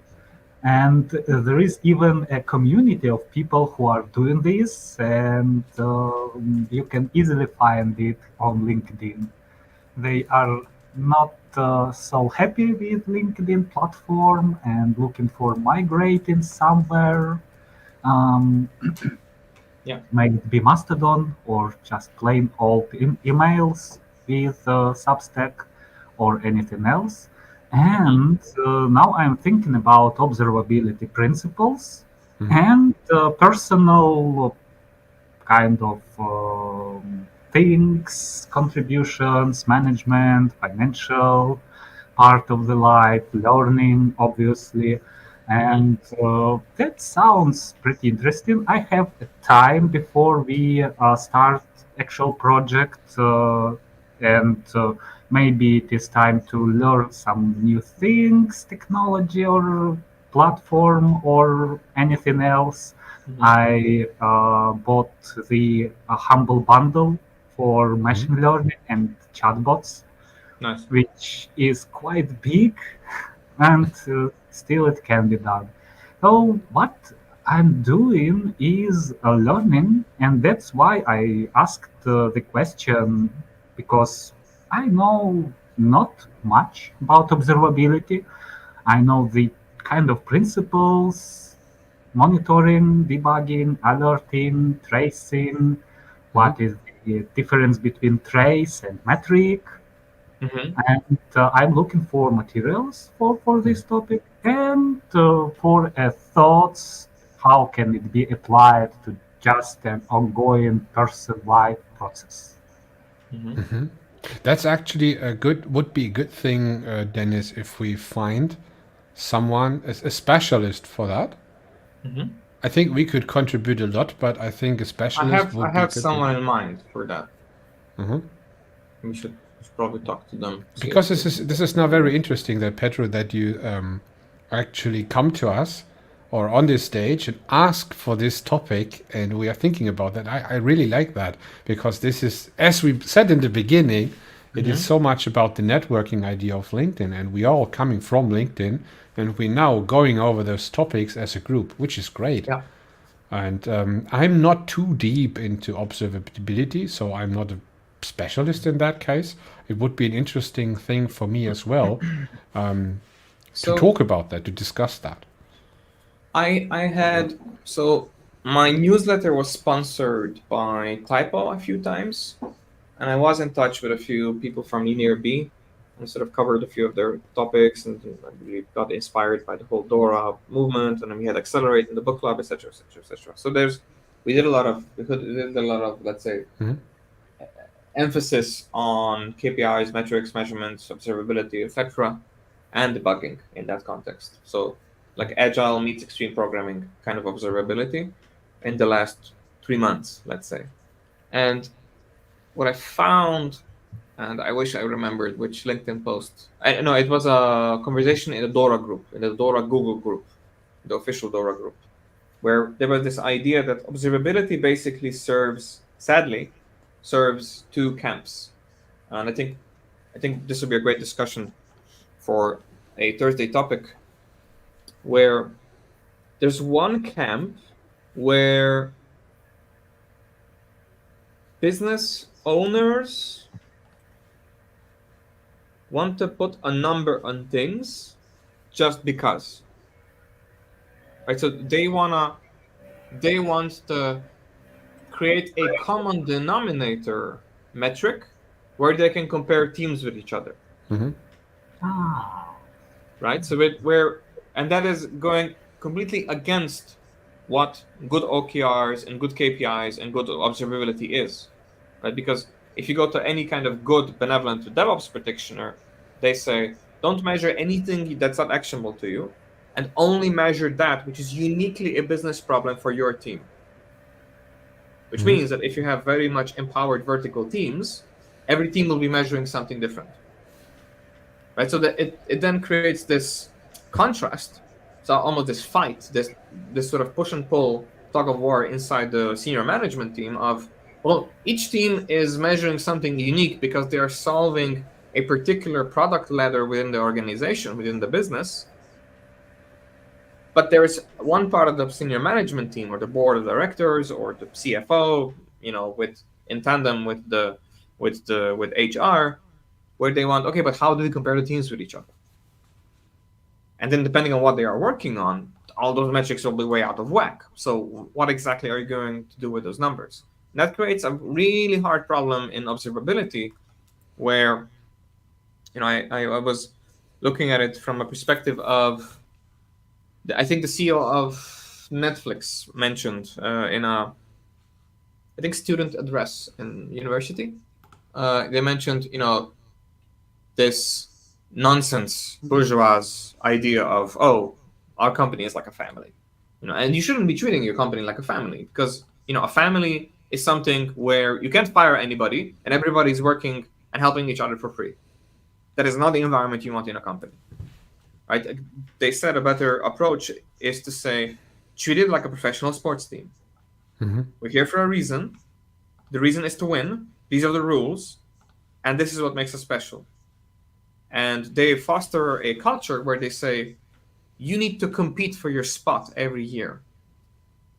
And by making it transparent, by making it explicit, it opens the playing field where everybody does that willingly, which allows for a much higher quality of sport to be played and a much higher level of teamwork to be invited into the space of collaboration, right? Where everybody says, oh, my job is forever. My parents are boomer generation.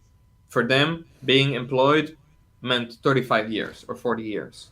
But I Right, think like you you should should- save that for the episode then. You already started the episode. Okay. So to finish up that thought, the point is, observability does not serve any purpose in itself, on like a generic sense, without context. Because if the CFO says, hey, we have cash flow problems, we need to cut manpower, or we need to transfer, need to have less sales so we can have more engineering, or we need to have less engineering so we can have more sales, well, then somebody needs to decide who to fire. And it's silly to fire based on merit. It's silly to fire based on metrics because none of the metrics will be making sense. So it's a much more benevolent approach to just ask, hey, we need to fire a few people. Is somebody already thinking of maybe joining some other company? Can we help with that? Like, you can just ask people to leave because, in our industry, people are constantly leaving anyway. Like, there's a lot of engineers who don't stay with a company more than 8 months. So if you need people to leave, you can just ask them. It's like, hey, does anybody need help to sort of job hop? Because we have an opportunity where we need Does to. anyone need to leave? Yeah, does anyone want to join some other We company? need some people to leave. And that might Anyone seem else? silly, but that is the No. easiest way of getting buy-in. That is the easiest way of getting buy-in. Now, obviously, if you have, a corporate structure and you would benefit from being fired, that then creates a whole HR problem on its own. But it's much easier to have this conversation when you know why the metrics are why observability is needed. If you're doing observability because you're improving something within the team, I think the team needs to sit down together and they need to figure out what is actionable to them in that quarter, in that week, and then only observe that. We have metrics in our household where we observe, how large, what's our backlog for laundry, But if we know that we have a lot of commitments now during the holidays, we don't observe that. Because we know that we'll have unique solutions to that problem because we're visiting and we're sort of we're traveling a lot. So that will then come with its own solutions as well, not just the problems, right? So when it doesn't make sense, when there's a unique opportunity, the unique problem will come with unique solutions. So, but observability has to do with something that is commoditized in some fashion, or at least expressed as a business metric in some fashion, which means that you're basically following the scientific method. You have a hypothesis, and you say, I think this will happen if we do this, and then you observe that. Right? If you have no such problem, if you have no such hypothesis, then observability is meaningless. Then you're just measuring for the sake of measuring, which is there are no default, let's say, default metrics. You need to, as we said at the beginning, context is very important here because you want to measure your personal company or your unique company context at this case. So you know your status quo, you know where you want to go, and you measure the way to that place. You measure your journey actually, and for that you need to define goals in some point and know where to go. And I think this is what again, so we had that topic as well when we're talking about those DevOps metrics or other metrics you should follow. I think they are meaningless in most cases because they don't tell you how successful your endeavor actually is. And it doesn't make sense to really something like MTTR, for example, might be interesting for NDAs or SLAs, but not really for your success for anything. So you need to have something where you can, measure your success of changes. What often gets missed in, let's say, DORA metrics or anything that Typo or LinearB or Jira even, the Jira Agile board, for example, or the traditional sort of Scrum-esque, Kanban-esque WIP measurement and sort of work log measurement and poker planning and such, like the really old Agile, the 2000s Agile that nobody does anymore. I mean, that too many people do, but nobody does it in a way that's meaningful. What all these methods miss is not that people are doing them wrong. It's just that it's not defined how to do them right, because how to do them right is the problem you need to solve. You need to figure out how to do it right in your own company. Which also means that you need to know what to observe for your business context. Yeah. Right. So observability is a constant cultural problem, not something that you sort of implement and then follow. Because your KPIs should be changing every quarter, at least. Right? Like you should always be looking for, are we measuring this correctly? Does somebody know a better way of measuring this? If reality says X and it's bad, and the numbers say it's good, what's going on?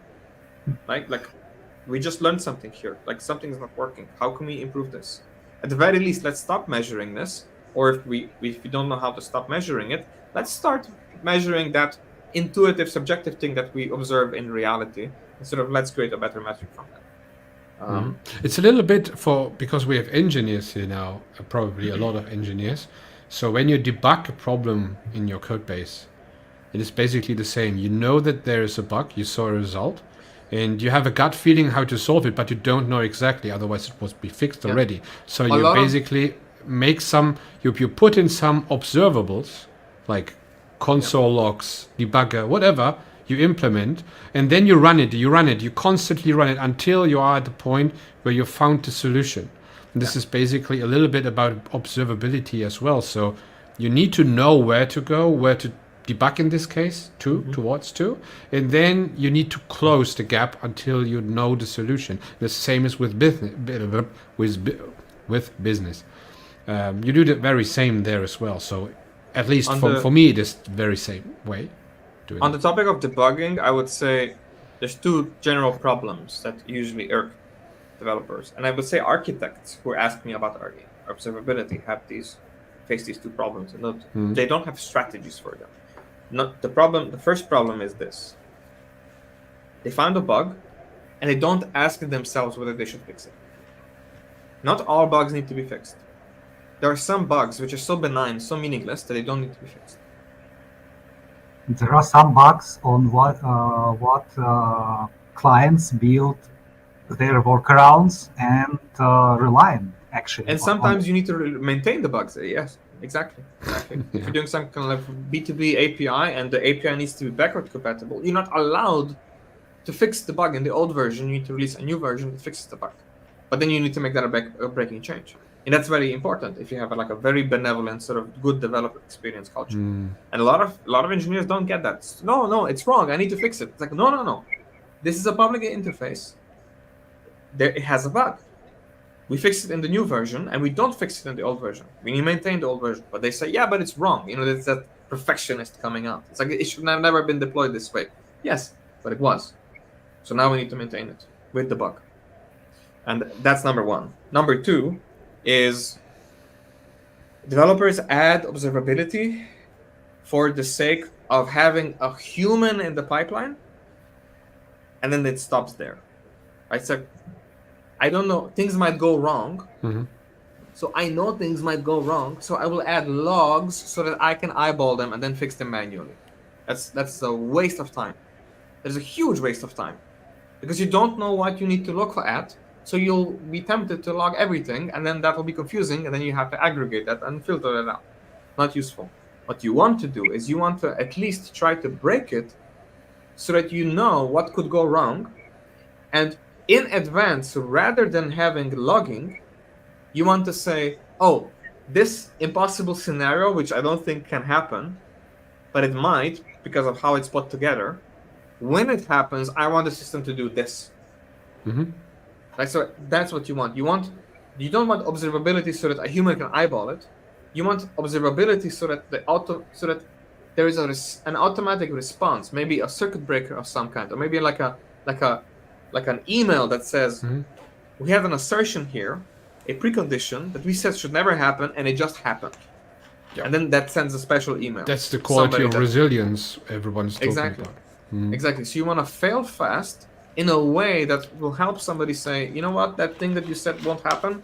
Well, it's 6 months later now, and it just happened. And now probably somebody has to have a really important meeting about this. That's more important than having like all the logs, and then it happens, and then you're not aware that this is actually a breaking change. And then you're trying to figure out what's wrong, and they say, oh, I found a bug, but I can't really solve it because all of our architecture is wrong, and I can't fix it. And I'm not allowed to fix it because I will have to rewrite everything. And that's silly. That's a waste of time. Good. Right, so we are a little bit over time. We are. But, And Petro, thank you for the topic. I think this will be a great episode. it will be. So we'll probably have that in January, so stay tuned. And thank you for the input. It was interesting to see you.